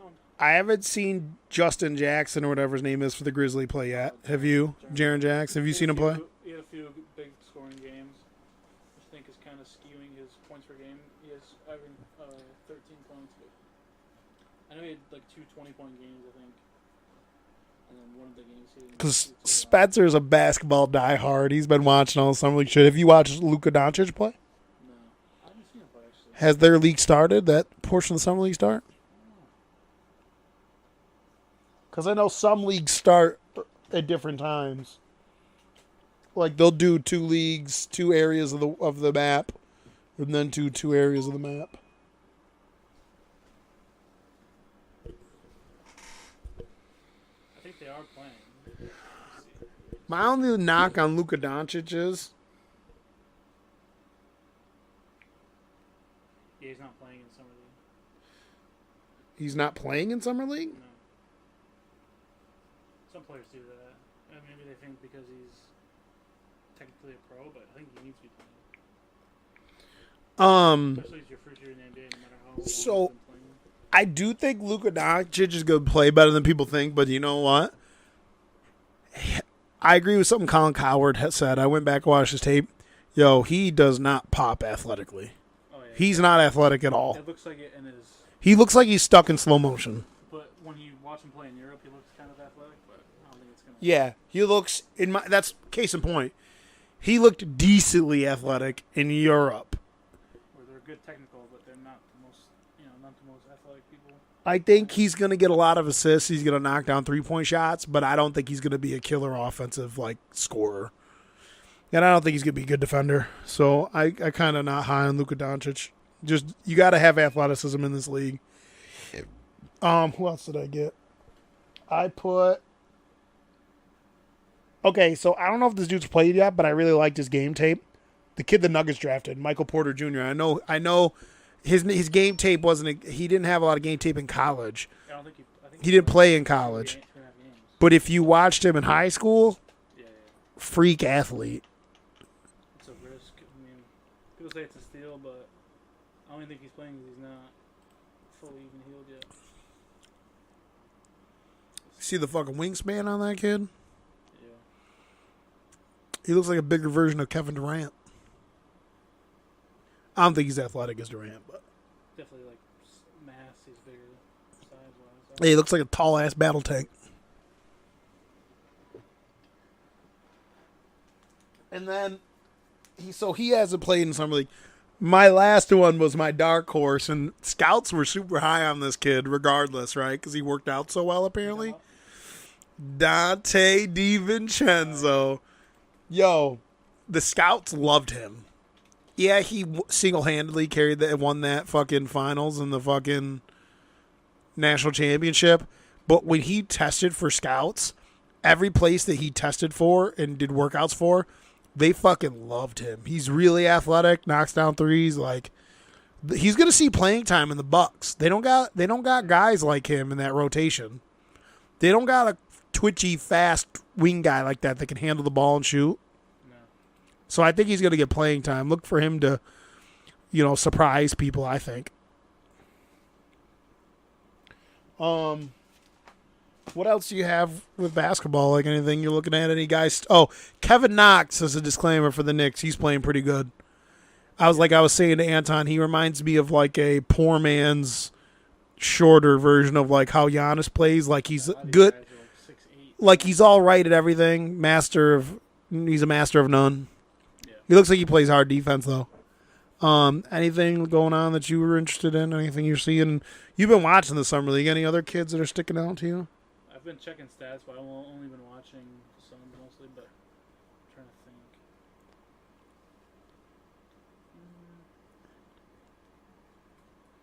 Not really. I mean, I hope that Sneaky Suns. Suns don't lose this. I think Yo, sneaky if Suns they lose though. this, they won't even be able to win us. They're not even be able to win. Yo, your Suns. Who's homeboy that I liked last year who needs to develop his jumper? Josh Jackson. I like Josh Jackson. He plays in your team. They have a lot of young talent, but Yo, this dude says I'm gonna pick him up full court. maybe too much. I like the direction of the Suns, man.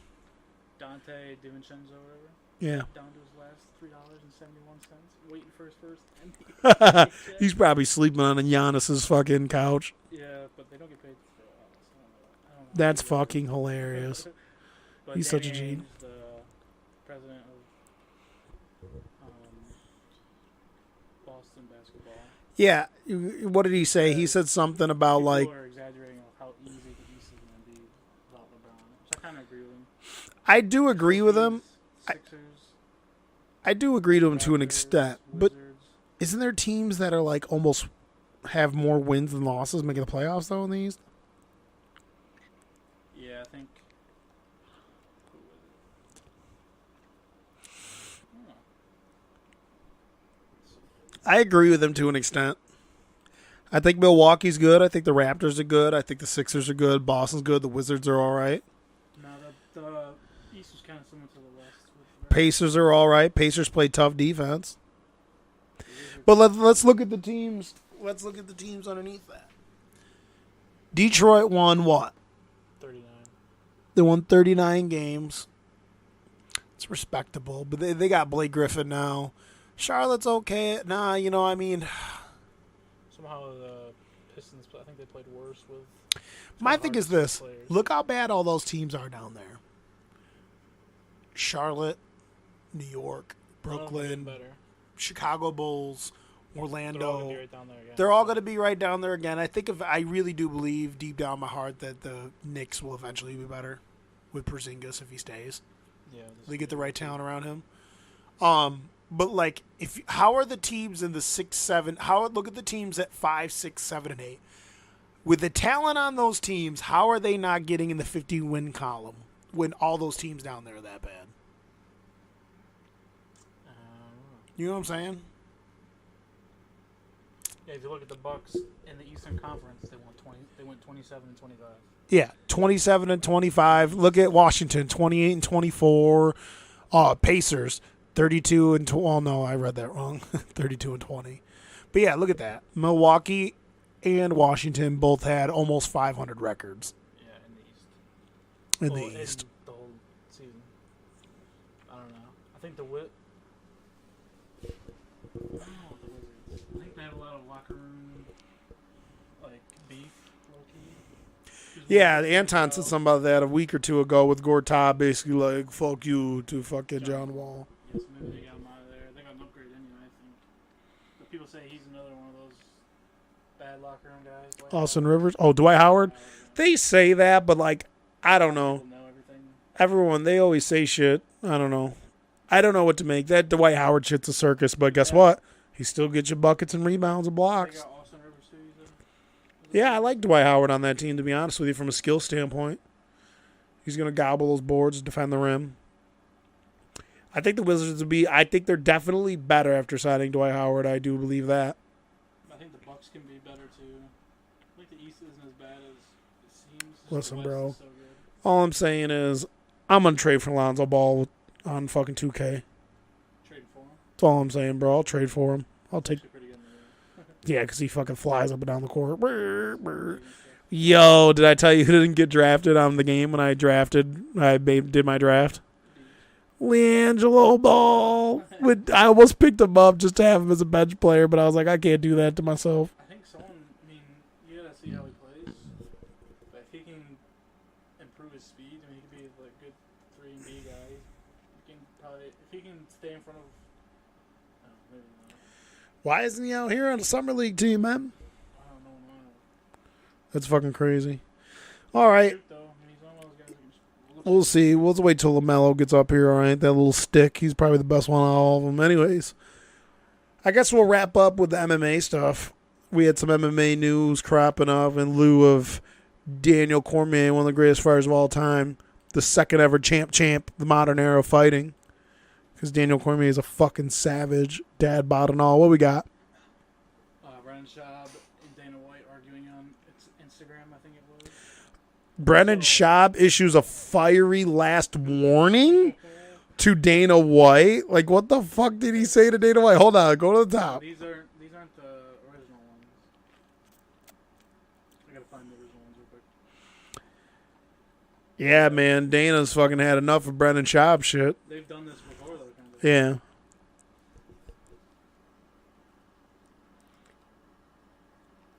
I don't want to play it. I guess I could. I think everyone's all high and mighty on these guys who come from, kickboxing. You know what's funny, though? Yeah, it is. I've watched this. Israel Adesanya is the exception. He looks really good, and he's been really working on his jiu-jitsu and his defensive wrestling. But he doesn't. He makes a valid point.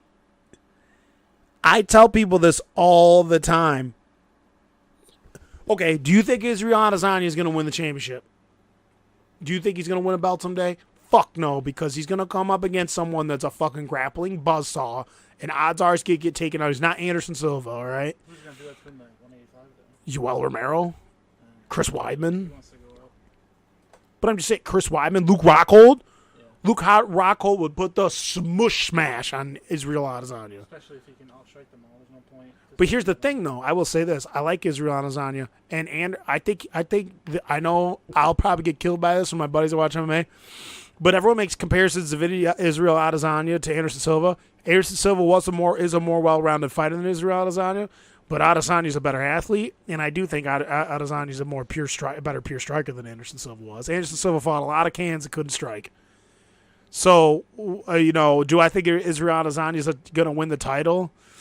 God, it depends. If Weidman retires or leaves the division, if Yoel Romero retires or leaves the division, rumors him and Rocco both want to go up to 205. If those dudes clear, then he'd have a better shot for sure. I was listening to on Roman's podcast. He said he's not rushing anything. Yeah, I like him, dude. Better, But I don't know how much better you can get to face those guys. here's the thing. Their specialties. Every martial art is implemented differently when you enter into a mixed martial arts fight. For example, all the years that I've trained, sparring with high-level guys, all that stuff, training with high-level guys, there are, for example, we'll take me for example. My best attribute is my kickboxing, right? My stand-up.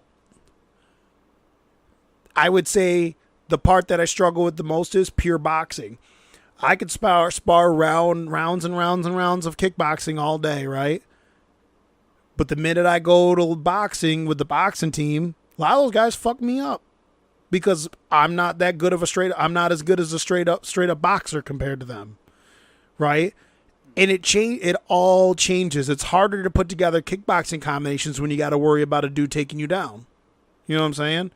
The angles change, the distance changes, how dude stands, how guys stand against you and how you decide to stand against dudes changes things. So I do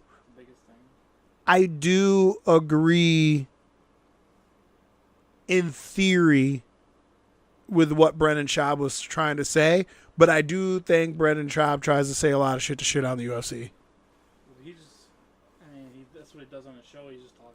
Yeah, he just shits on the UFC all the time. Rogan says sometimes he doesn't know when to. Yeah, he doesn't know when to shut up.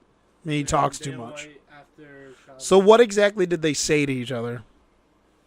Dana White said, "Tool, what does he know about the sport or the business?" Which I think is kind of stupid. We said, such a fucking tool. Yeah, but I think it's. What the fuck does this idiot know about the sport or the business? Question mark, question mark, question mark. I think that's kind of stupid to say, but it says at Style Blender for you to be listening to one word from this moron is waste of your time. The guy went 6-5 in the UFC. The only thing he could teach you is how to get KO'd. Tune idiots like this out. That's something. I mean, is Dana White wrong with all that? He's right with some of it. Yeah, but As much as I like Brendan Schaub. does he not know? Brendan Schaub not know about the business or the sport at least? I don't See, know. I don't know. I don't know enough about what goes on in the business. I just only watch for the fights. I don't know enough. I don't care. My buddy Mike knows a lot about what goes on in the business. He pays attention to that shit. Schaub was making some of the most money. I mean, Schaub knows a lot about all the dirty shit that goes on with how dudes get paid and shit. And I think that's why a lot of the reason why Dana White has animosity towards him is because Schaub hasn't been scared to talk about how little dudes get paid. Yeah, and he's obviously not lying when he says he went 6-5 because he literally went 6-5. But Schaub wasn't the best guy, obviously. He was a good heavyweight. He was a heavyweight that wasn't a pure striker, which I think is kind of stupid a lot of the time. Well, yeah. Because he was just getting knocked out. So, Michael. He was a top, jiu-jitsu guy up there. But there's not many of them, Yeah, here's the thing. not many of them go hard. Michael and I disagree on this. I thought Brendan Schaub was actually. I know I get shit for this when I say it. Schaub was a better fighter than I think people thought. Yeah. But he didn't have the fighters like. I hate when people go. I hate when I say fighters mentality because for the people out there that have never been punched in the face, I love the dudes that are like, yeah, you got those dudes in the bar that are just like, my fucking mentality, bro. I'll just never give up, bro. I'll never fucking quit, bro. You gotta fucking shoot me in the fucking face 1,000 times for me to go down, bro. I'm just too tough. My mind won't let me stop, bro. It's like, well, if I fucking knee in your nose, you're going to sleep. Like, I hate it when dudes talk like that and they blow the mentality shit out of proportion. But everything in a high-level fight comes into consideration. Everything. And yes, all these dudes are tough.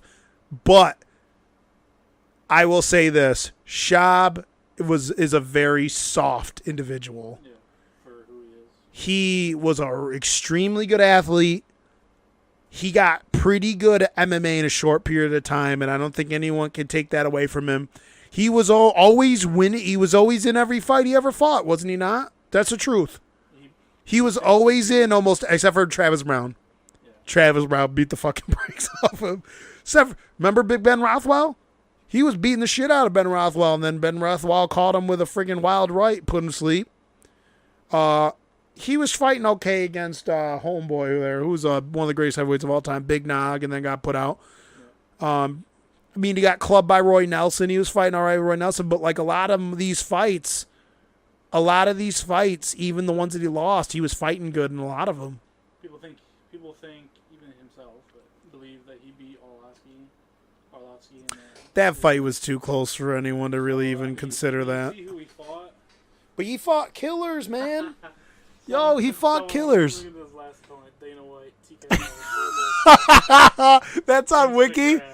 Oh, dude, that's fucking hilarious. Where the Travis Brown one was. Someone must have edited that out. So he fought. Listen to these dudes he fought. Top Crow Cop. He fought Roy Nelson, Gabe Gonzaga, Crow Cop, Nogueira, Ben Rothwell, LeVar Johnson on steroids, And these were 5-6 years ago. It's not like they were. Matt Mitrione, and Andre Arlovsky. That's a serious list of guys. And he was either knocking them out or losing, getting knocked out a lot of the time. Matreon, I think the only heavyweight. Yeah, he subbed Dimitri. Yeah, it's only heavyweight Darce choke. So I don't want to hear people run the guy into the dirt too much.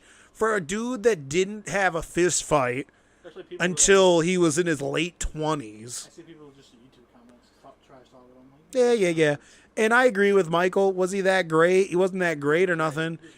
If he was good. Like if he had if he would have done MMA from the time he was 18, Or he could have fought 205. Probably. could you imagine if Shab would have fought MMA at the time he was 18, not 28? Still playing football. I'm trying to make that. When was his first fight? 2003. Or what? No, 2008. So 10 years ago. How old Shab? 35? Yeah, so 10 years ago. So he's 25 when he had his first fight. Yep. 25, He only fought like 3 little crap shows. He has first fight at 25 years old. went straight to the Ultimate Fighter basically. Right. So I think people shit on Shab a little bit too much. I will say I don't know about the business enough to comment on that shit. But yeah, I mean, he did go 6-5 the UFC, but he had notable wins. You know, I just think people shit on him a little bit too much. So keep reading. So Shab responds after he was whatever Dana White said. She goes, "You're a monster." Oh wow. I was referring to guys like with little MMA experience, like Gokhan Saki, coming straight to the UFC. Which is true. They don't have a lot of experience. You have to have a ton of experience in MMA before getting to the UFC. And then Shab said, "Whoa, look who got a break from folding Ronda's laundry to jump on Instagram. Bravo, sir. He's right, Stylebender. What do I know? Listen to the fat bald guy who's never been in a fight in his life. Do that." Folding Ronda. That's hilarious. That's fucking hilarious. After today. So wait a sec. I think the Ronda's laundry and never been in a fight shit is way more of a diss than saying a dude went 6-5 against good dudes in the UFC. So what does Dana White have to say? Dana White didn't respond to him. Okay. And then Dana White responds to some random person on Instagram, I think, that was sticking up for Shab. As soon as he says he's successful, ? As soon as Rogan stops carrying him, he will disappear. That's false. That's false too. He's got a huge fan He base. his name, so. Yeah. Rogan might have helped him in the beginning, but Right. And Brian Callen. so then Shab wrote, he had the screenshot in the notepad, so he got real. So this is hilarious. Yes, Joe Rogan, one of my best friends, has played a significant role in my post-fight career, no doubt. I have 2 TV shows, sold out worldwide comedy tour, 2 successful podcasts, just booked my first major movie. However, if it wasn't for Fertitas loaning you millions of dollars to invest into an idea that wasn't yours from the start, you wouldn't be anything. You wouldn't be shit. How does it feel to know once the real business brains left, the UFC has been a shell itself? True. You've tried CM Punk, I need to save this and send this to Mike. Brock Lesnar, and praying at night for a Connor text. Tough job to do without Lorenzo holding your hand, making sure you don't mess it all up. Can't feel good. You be a cardio kickboxing coach in Boston in your late 40s. Dude, that's fucking hilarious. Also, there's no way Eskimo brothers should talk to one another. The last one. What does he say? Also, this is no way Eskimo brothers should talk to one another. Last warning. That's fucking hilarious. So Brendan Schaub clearly has won this Twitter war. I'm just saying. You think? I know there's no correct way to be the president of a company. Do you think? I agree with everything he said there. Do you think Dana White acts like? I don't know. You're president of a Listen. $1 billion company. You shouldn't be on Instagram. Word. Another thing is this though. Mike and I agree with this. Dana White's a liar. And he's definitely a piece of shit douchebag. Now, I do agree. He's one of the greatest promoters, if not the best promoter of all time. But, yeah, the UFC, and Mike and I talk about this all the time, we don't like the way the UFC's going. Once the old heads got out, Fertitta and all those guys, and they fired, who's the dude that they fucking let go, or he quit because he didn't like the way shit was going. Was it Silva? Matchmaker? Once he left, Joe Silva left. Dude, tons of dudes were fucking leaving. Won't be long before Joey Rogues fucking leaves, too. And you'll be stuck with the fucking homeboy that wants to be Joe Rogan there. What's his face? Jimmy Smith. Yeah, he's pretty cool. He's cool, though, yeah. Shout out to Jimmy Smith. But it's just what was I gonna say? I think it's stupid that Brock gets the heavyweight. He gets to fight for the Yeah. belt. He'll be roided to the fucking gills. Let's see if he can fucking get away with it this time. Which I don't care about steroids. Almost every professional athlete's on steroids. I don't care, but Cormier cares, though. Yeah, whatever. Yo, Cormier's gonna fucking roll Brock Lesnar. Dude, you see how Roll Brock Lesnar. different size in the I don't give a cage, I bro? don't give a shit. He's gonna fucking rip roll Brock Lesnar. He's not Mark Hunt, okay? Mark Hunt doesn't know how to fucking. Mark Hunt can't even scoot his fucking ass back for a fucking double leg, okay? What's next? Fuck Brock Lesnar. Well, people were hyped on Nick Diaz coming back after he got a suspension for weed or whatever. And now, I think he got. This happened a month or so ago. And now he's got 2 more felonies in a domestic violence case. So apparently this is true. He beat the shit out of his woman? He's being charged. He's being charged with what? Beating the shit out of his girl? The new charges are felony battery constituting domestic violence by strangulation. Nick Diaz just fucking choking bitches out. Resulting in substantial bodily harm. He's already charged with domestic battery by strangulation. And misdemeanors. 4 total charges, 3 felonies, 1 misdemeanor. Just sucks. I don't know. It fucking blows, dude. And here's the thing. I hate to be that guy, but in today's age, with all the fucking bullshit, I don't give a shit what anyone says. I don't believe all the statistics that every person that's ever walked the planet's been sexually violated. And you never know. You can never know until you can never know. Yeah, well, because there's all the statistics that say, like, literally, like, 80% of the girls that I'm in contact with school have been raped. I don't think that's true. Michael says it's true. It's like, what is it? Like, it's like 4 out of every 3 out of 5 or something crazy like that. So you mean to tell me like fucking 70% of my girl, like, catcalling's not sexual harassment. They say, what do they put in there? They count everything. They count catcalling. Like, Can't stare too long? yeah, if you stare too long, like at CNN, you can't stare at anyone for 5 seconds. I'm sick of all this shit. Is all that shit terrible? Yeah, it's fucking terrible. Like, we have family members, people we know that have been actually sexually assaulted. But to say that almost every woman I've ever come into contact with at my college has been sexually assaulted yesterday is just bullshit. I know I'm sounding like a fucking asshole, No, I but think it's disrespectful to the people that have had shit done to them. Now you're And people think that's a cop-out that we say that, but yeah, but you're decreasing the seriousness when you say everyone's staring- having it happen. Staring at someone is the same as a real assault. But back to Nate Diaz. It just sucks. He hasn't fought since. It fucking blows because he's one of my favorite fighters of all time. But if he's doing this, he doesn't deserve it. Yeah, if he's doing this, he's gonna be fucking done. Like, but then again, your boy fucking Hardy there, ex-Cowboy, is fucking gonna be in the UFC.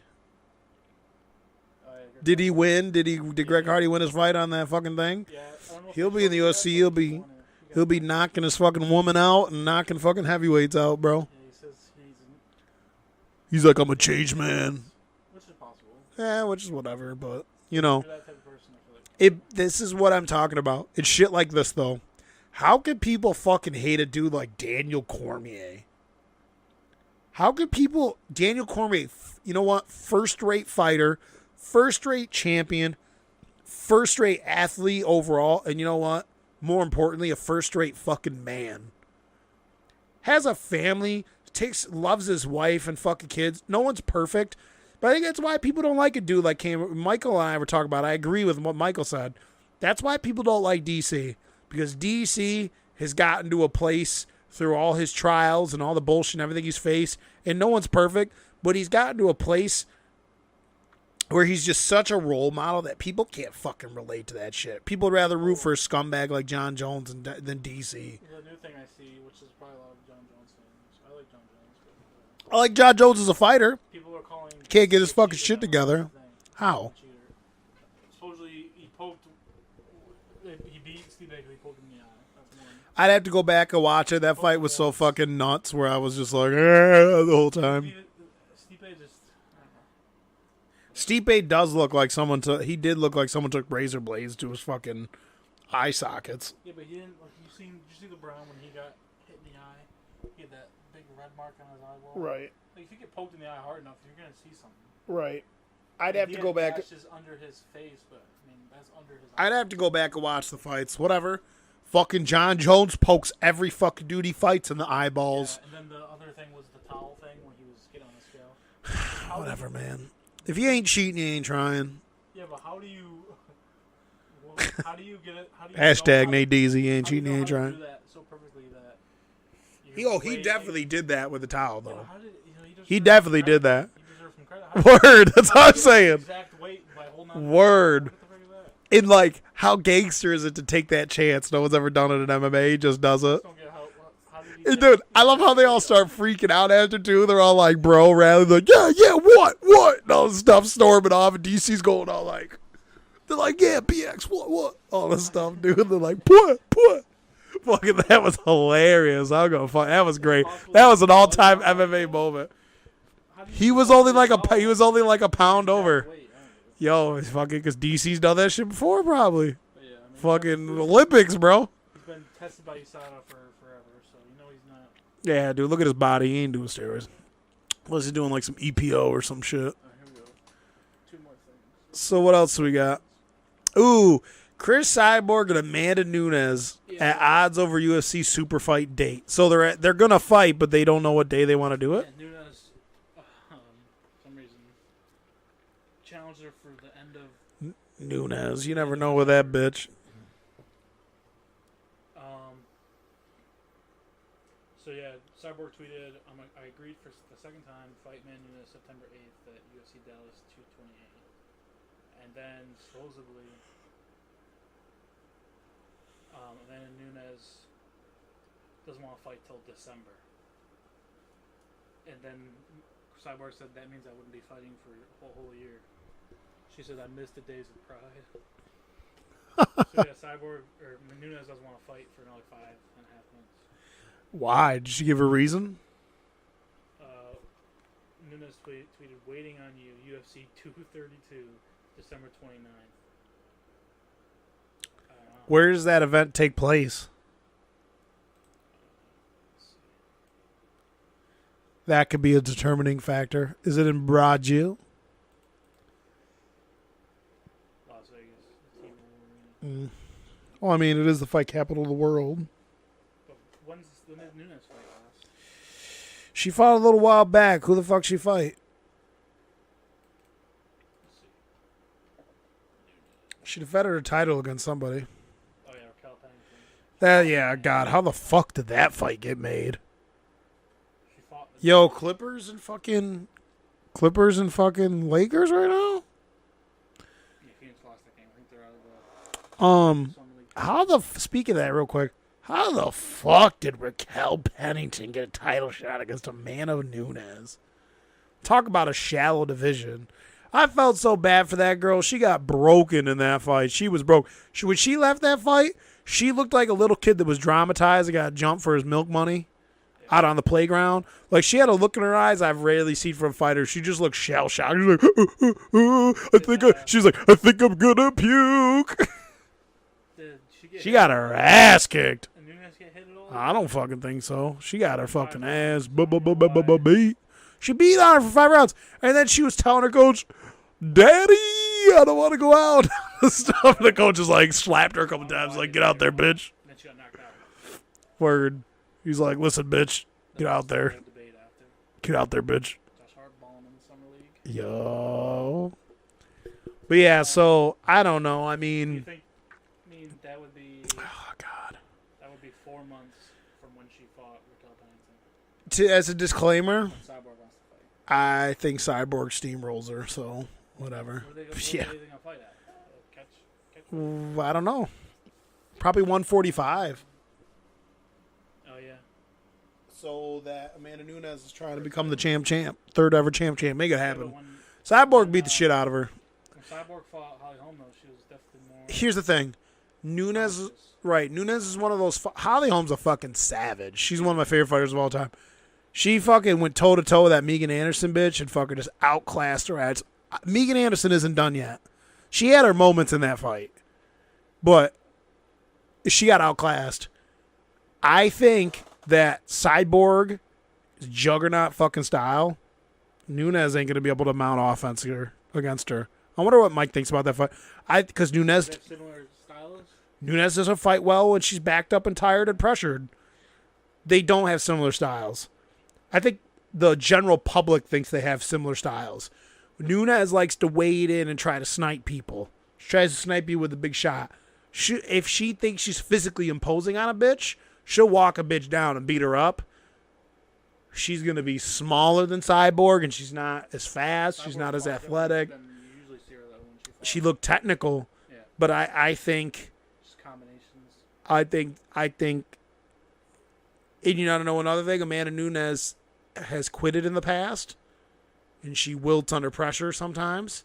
Like when she's one of those fighters where I feel like if she gets pushed, hits some adversity, she struggles. Does she have any kicks or no?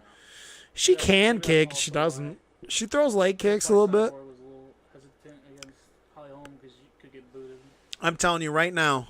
Cyborg TKOs her first or second round. I'm telling you right now. Luckily, she's got a belt to go back to because she's going to get smoked in this fight. I think stylistically, she fucks Amanda Nunes up. Champ. Trying to be a third champ. Well, yeah, Amanda Nunes ain't going to. She could get smoked. And I love Amanda Nunes as a fighter. She's a beast, but like, She definitely got the 135. Oh, yeah, she got 135 unless my girl Valentina Shevchenko. I see you, ma. Did they fight or not? I think they fought. Someone else. I don't know.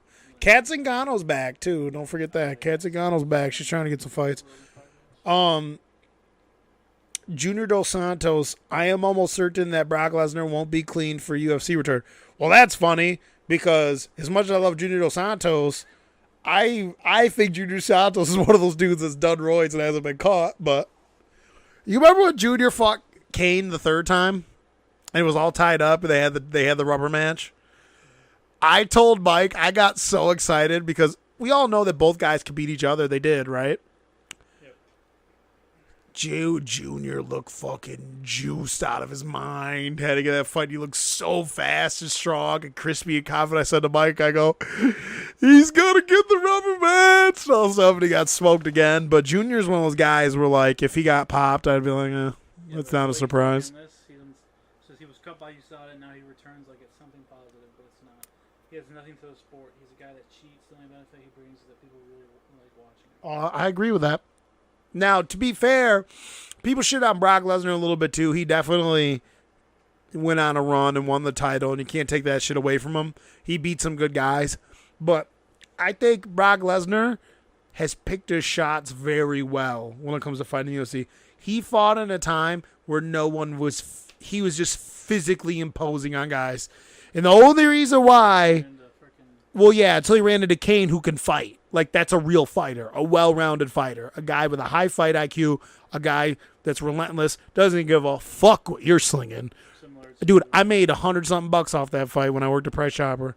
I bet 2 guys at work, and then I bet 2 guys at Club Crystals. I bet 2 guys at my job, my two managers. I met my 2 managers at the time, $50 a pop. That Cain Velasquez beats Brock Lesnar and knocks him out. I bet a couple dudes at Club Crystals and made like $180. Pay me my fucking money, yo. That was one of my favorite ass whoopings of all time. Kane just put his head in his ass and fucking beat the shit out of him. That was so awesome. Yeah. DC. Oh, DC's gonna fuck his ass up. Stipe would have fucked him up. Oh, yeah. I don't give a shit what anyone says. And people are gonna talk shit about Stipe because he lost to DC. He could have beaten DC. If anyone doesn't think that fight could have gone the opposite, that was a good fight until he got cracked. Stipe had his moments. Stipe was landing shots, but DC said, I couldn't believe how easy I took the shots, though. Yeah. DC was like, he hit me really good a couple times, and I was just like, oh, this ain't all that bad. That shows you how savage DC is. Yo, DC is the ultimate fucking savage. Him and Eddie Alvarez, the ultimate savages. When he was up against the cage, he got cracked, and then DC's like, Yo, when that camera turns and Bruce Buffer goes, DC! And you see DC's face and he snarls and his eyes he squints his eyes and snarls and grins. Yo, he is a fucking savage. I'm fucking tired of it. DC for president, bro. I know size doesn't matter, but like in your head, psychologically, if you're like the size of Brock Lesnar, it's gotta. Yeah, you're the. Okay. Even if you don't think it, you have to be kind of thinking. So I've always said this. I'm not that great or anything like that, right? On fighting, 10 being the best, 0 being the worst, I'm like a 0.8. I can defend myself against almost every man in the normal streets come in contact with. But I've trained with guys that are champions. I've trained with guys I've trained with guys like Matt Brown, John Fitch out Ultimate Athletics, Matt Hamill. I've been hit by dudes that can actually fight. The past up until like I started for the 4 years before I went to school, I trained with guys that have regional belts. I have some of my good buddies that still train and fight to this day, fight for Bellator, train with good guys. Apart from James Chaplin, who's a monster, I eventually want to have him on the podcast someday. He's actually fighting soon. Every time I spar with James, he beat the fucking shit out of me. 6'3", 280 pounds, freak athlete, moves faster than me even though I'm half his size. He would always just beat me up. But apart from James, any 205er or any big guy, any heavyweight guy that I've ever trained with, I've never lost a round to. You can ask Nate. Nate's gone to watch me spar with some of the heavyweight guys at the gym. They do. They rely on the height, weight, speed shit. When they think that just because they're bigger and stronger than you and they are physically opposing in most sports that they could just fucking steamroll you. But that's not always how it works. You have to be skilled. Yeah. And they get fucking tired. Like I used to train with the Mod Burks and I would let them throw punches at me for a handful of minutes, and then I would just implement my game. Those punches don't hurt after they get tired. DC ended up weighing more than freaking Steve. Yeah, that shit's crazy. I mean, you got to have some skills. Unless you're, even if you're elite heavyweight, why do you think DC's got fucking skills, man? Yeah. He's skilled. Look at him. He's a beast. Shout out to James Chaplin, champ, New York State champ. I got to have him and Kevin on at some point. And, at heavyweight, it's the only time DC's ever broken his hand. So he must have a lot more power with that 50 pounds he's rocking extra. Oh, yeah, dude. He hit fucking Stipe, and Stipe went fucking limp at the knees and went down, and I fucking shit bricks. Nate was like, I thought Nate was going to fucking cry. He said he'll even fight John Jones at heavyweight, but how tough is John Jones at heavyweight? Extra 40 pounds. And that's the thing that's crazy. You know how DC goes, there's levels to the sun to guys. What does that say for a guy like John Jones? Look how fucking savage DC is. John Jones beat him twice. Like, fucking, when's John coming back? That just shows you how crazy John Jones is a fucking savage. Think he transfers over to the heavyweight? Yeah. Skills? Yeah. Power? He's Yep. not much of a power guy. I think the DC fight, I don't think John has a hard time making 205. I really don't. I think DC has a harder time making 205 than John. I think that fight would be better at heavyweight because DC's not sapped. Look at how good DC fights even though he cuts all that weight. Motherfucker weighed 248 and fights at 205 just so that his boy Kane could fucking fight at heavyweight, right? I think that fight would be better at heavyweight. I really do. I think that fight would be better at heavyweight. John would come weighing in at 228, 230. Do you think DC weighing 400 pounds. Is a better fighter overall? Yeah, John Jones is the better fighter overall. He's fought in heavyweight even before. When you mix his physical gifts, the height, length, speed, all that, mixed with how well-rounded he is. He could submit you. He could take you down. He could beat you up on the feet. He has a wider range of striking tools. And he's a savage. He's got a high fight IQ. But I do think that fight would be better at 205. I think DC would have a better chance at at heavyweight. I mean, winning against John than at 205. Power increases No. You don't think it goes up like I don't think it goes up the way DC does. That's one of the reasons why. And DC gets shots on dudes. I don't care. I don't care what Mike says. I don't care what any of my buddies say. Anything like that. Yes, John clearly won those fights, but DC landed a lot of fucking shots on John in those fights. That first fight, DC hurt him a lot in the collar tie. Yeah. When they were in the clinch, he's getting that single collar. He was hurting them, and John's words saying, "Well, he never went over the top, but he landed good shots that stung John in those fights." So. God, I would love it if they fought and DC beat him at heavyweight. That would be so fucking great. But I don't see it happening. If DC really wants to return, what I would say is this. If I was DC, I would wait it out. If I was DC, I wouldn't take any more fights at 205. Because let's keep it G real hill. Gustafsson can beat anyone if he fights to the best of his ability. He's a threat to beat any man. Yeah, he says he doesn't want to fight him. He doesn't like him. He says that, but I think he ain't going to fight him because He could stick around at heavyweight and fuck up every heavyweight on the planet. Why would you go down and fight at the end of your career, fight Alex, who's 28 still? Claims he's not fighting anyone unless they're a big draw. What I think he should do is this. He's only I fighting think till March. He said that like 4 different TV shows. I think DC should wait.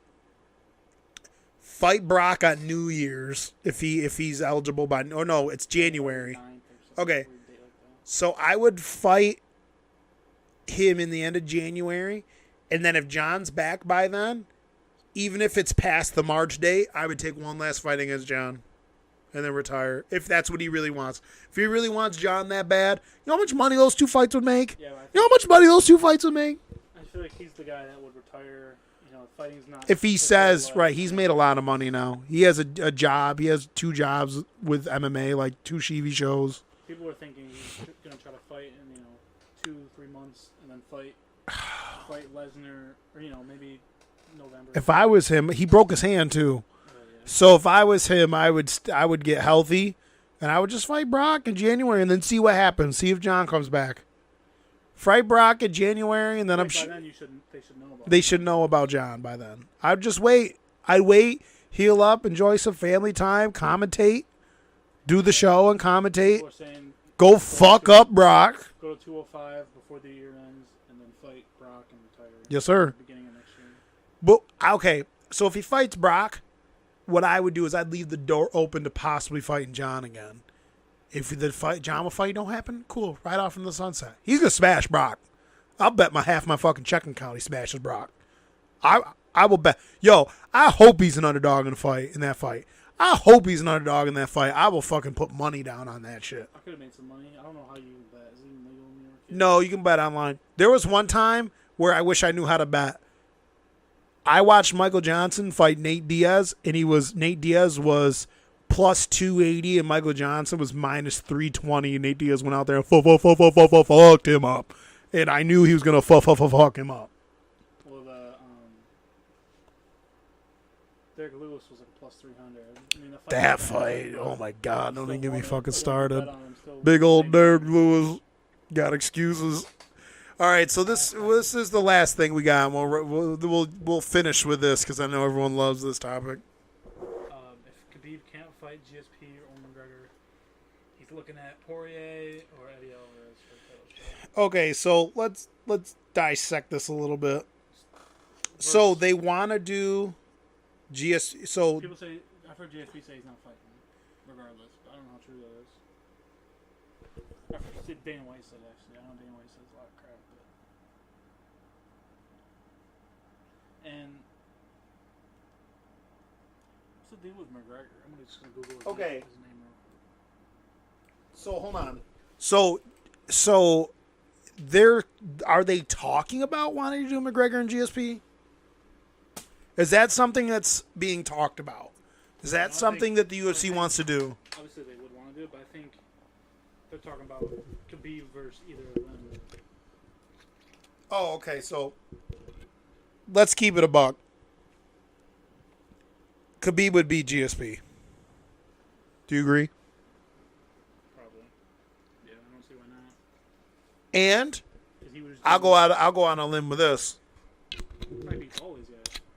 If you're not paying GSP a lot of money, he ain't even gonna consider taking that fight because he knows he's got a fucking serious uphill battle to fight that fucking crazy I motherfucker. don't know how popular he is. I know he's popular where he's Here's the thing is, here's another thing. in the US.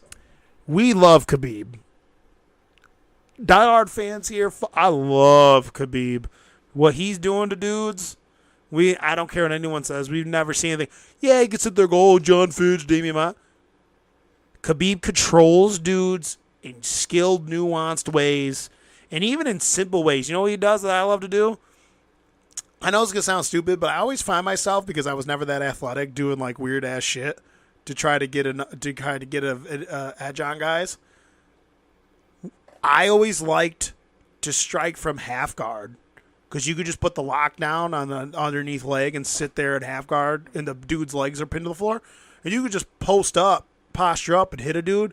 Yo, Khabib gets in people's half guards, locks them there against the fence, and he just pounds, dude. And the way he grabs guys, it almost looks like concrete's being poured on someone When he gets a dude, his just, god damn, his fucking strength.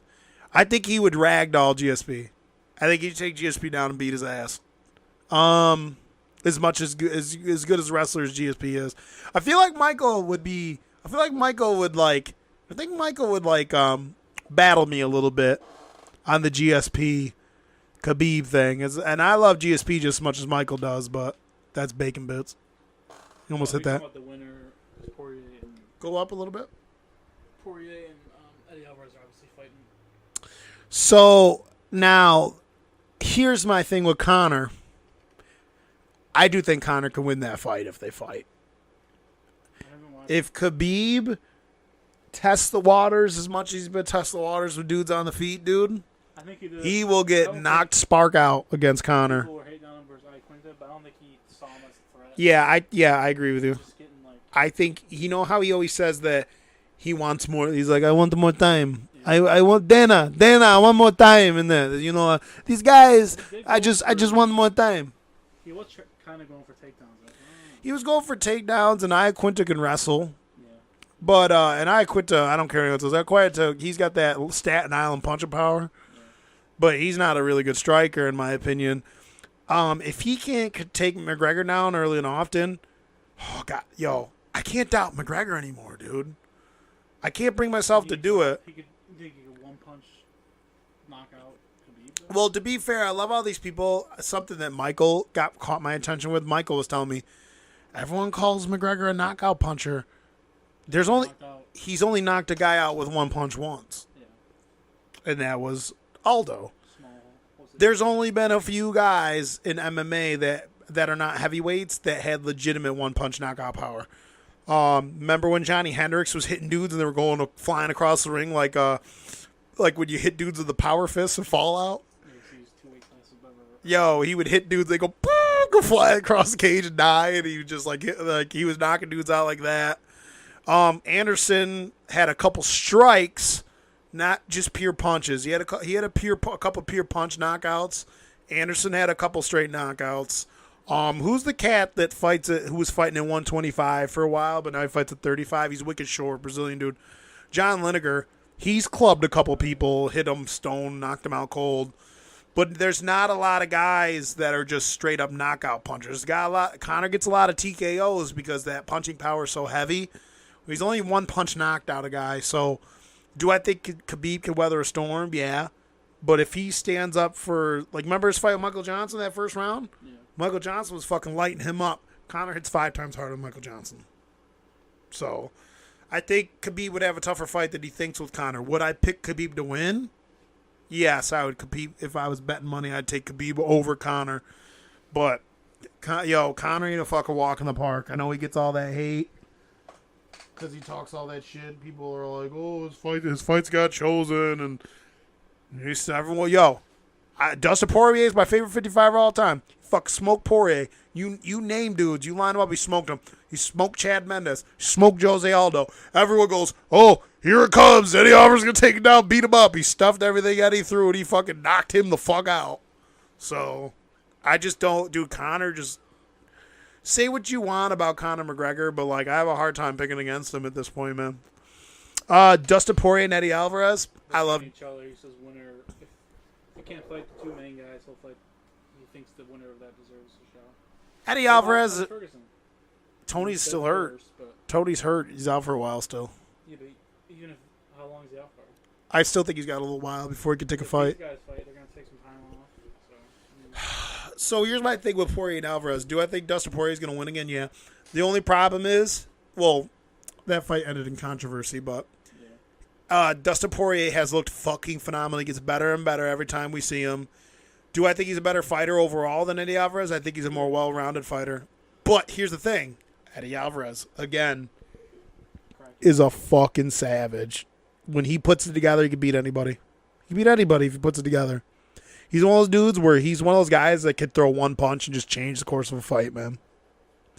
So that fight, who knows how that fight's going to go. I'd probably pick Poirier because that's my guy.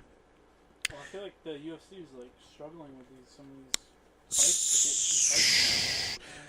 So I guess I would say that GSP is 100% not fighting him. So you could throw that out of there. I keep seeing that he doesn't even want to fight him. GSP's not going to fight him. Until they actually start rolling out trailers and fucking have a press conference and say Connor's coming back, I'm not believing any of that shit. I do think most likely you can bet on the winner of Poirier and Alvarez fighting Khabib. Especially if McGregor doesn't want. And I think both of those guys will put up a good fight against Khabib. But I'd love to see Poirier. Yo, tell you what, there's only a few. Off his back. There's only a few athletes in the history of any sport that I've emotionally invested in. I've been ride or die with Dustin Poirier since before I could fucking even was old enough to drink, okay? I've liked Dustin Poirier since I was in fucking, like, since I first got, I was like 18, 19. He's my age. Yeah. I've liked him since he was fighting in fucking trailer parks and fucking New Orleans and shit. They made a documentary on him. I love that motherfucker. If he beats Alvarez, it beats Khabib, I will fucking shed a tear. Believe that. The diamond, baby. Undefeated since he moved up, isn't he? Think so. 155. Let's go, baby. The diamond. Let's do it. So yeah, I think that's about everything on that. Anything important down there in the bottom of that? Any disnomers? Dominic Cruz. What does that say? Betting odds are already out for Cormier versus Lesnar. What are the betting odds? Cormier is a minus 225. Eh, On the opening. that's pretty hefty. It's pretty early. I think that's right though. Dominic Cruz blames himself for putting off arm surgery. Oh, Prolonged. Dom's one of my favorite fighters of all time. He's only fought 5 times in the octagon since 2011 when he freaking came in there. Yo, when Dominic Cruz came back and beat fucking douche boy, fucking TJ Dillashaw, when he came back and beat him, I had already stayed up for like almost 2 days before the fights. Then I was forcing myself to stay up for that fight. I was streaming on my computer. I almost fell asleep during it. And dude, I fucking got like fucking teary-eyed when Cruz won that fight, dude. That's my fucking guy. And after having him on, yo, whatever, Braun and the boys, dude, let's do this shit. I can't wait for this basketball shit, dude. Comes quick too, 3 more months. There's only a couple of times where I got emotional during the fights. When Holly Holm beat Ronda, that I got my feels when Holly Holm beat Ronda, because the look on her face after she won, when she puts her hands on her face, then puts her arms out, that was just amazing, because no one picked her to win except for anyone that knew anything about MMA. Mike and I both thought Holly was going to kick her in the head. So Dominic Cruz. When Cruz came back and beat TJ Dillashaw, I got all my feels. But if Poirier wins the title, yo, Poirier wins the title, I gotta get a freaking Poirier t-shirt, something, fucking nail it to my wall. That'll be like that one's for the swampy trailer parks, Louisiana, bitch. Imagine Joey Diaz. Joey Diaz would be like, it's fucking for Louisiana, dog. Fucking crayfish and jazz music all up in your ass, dog.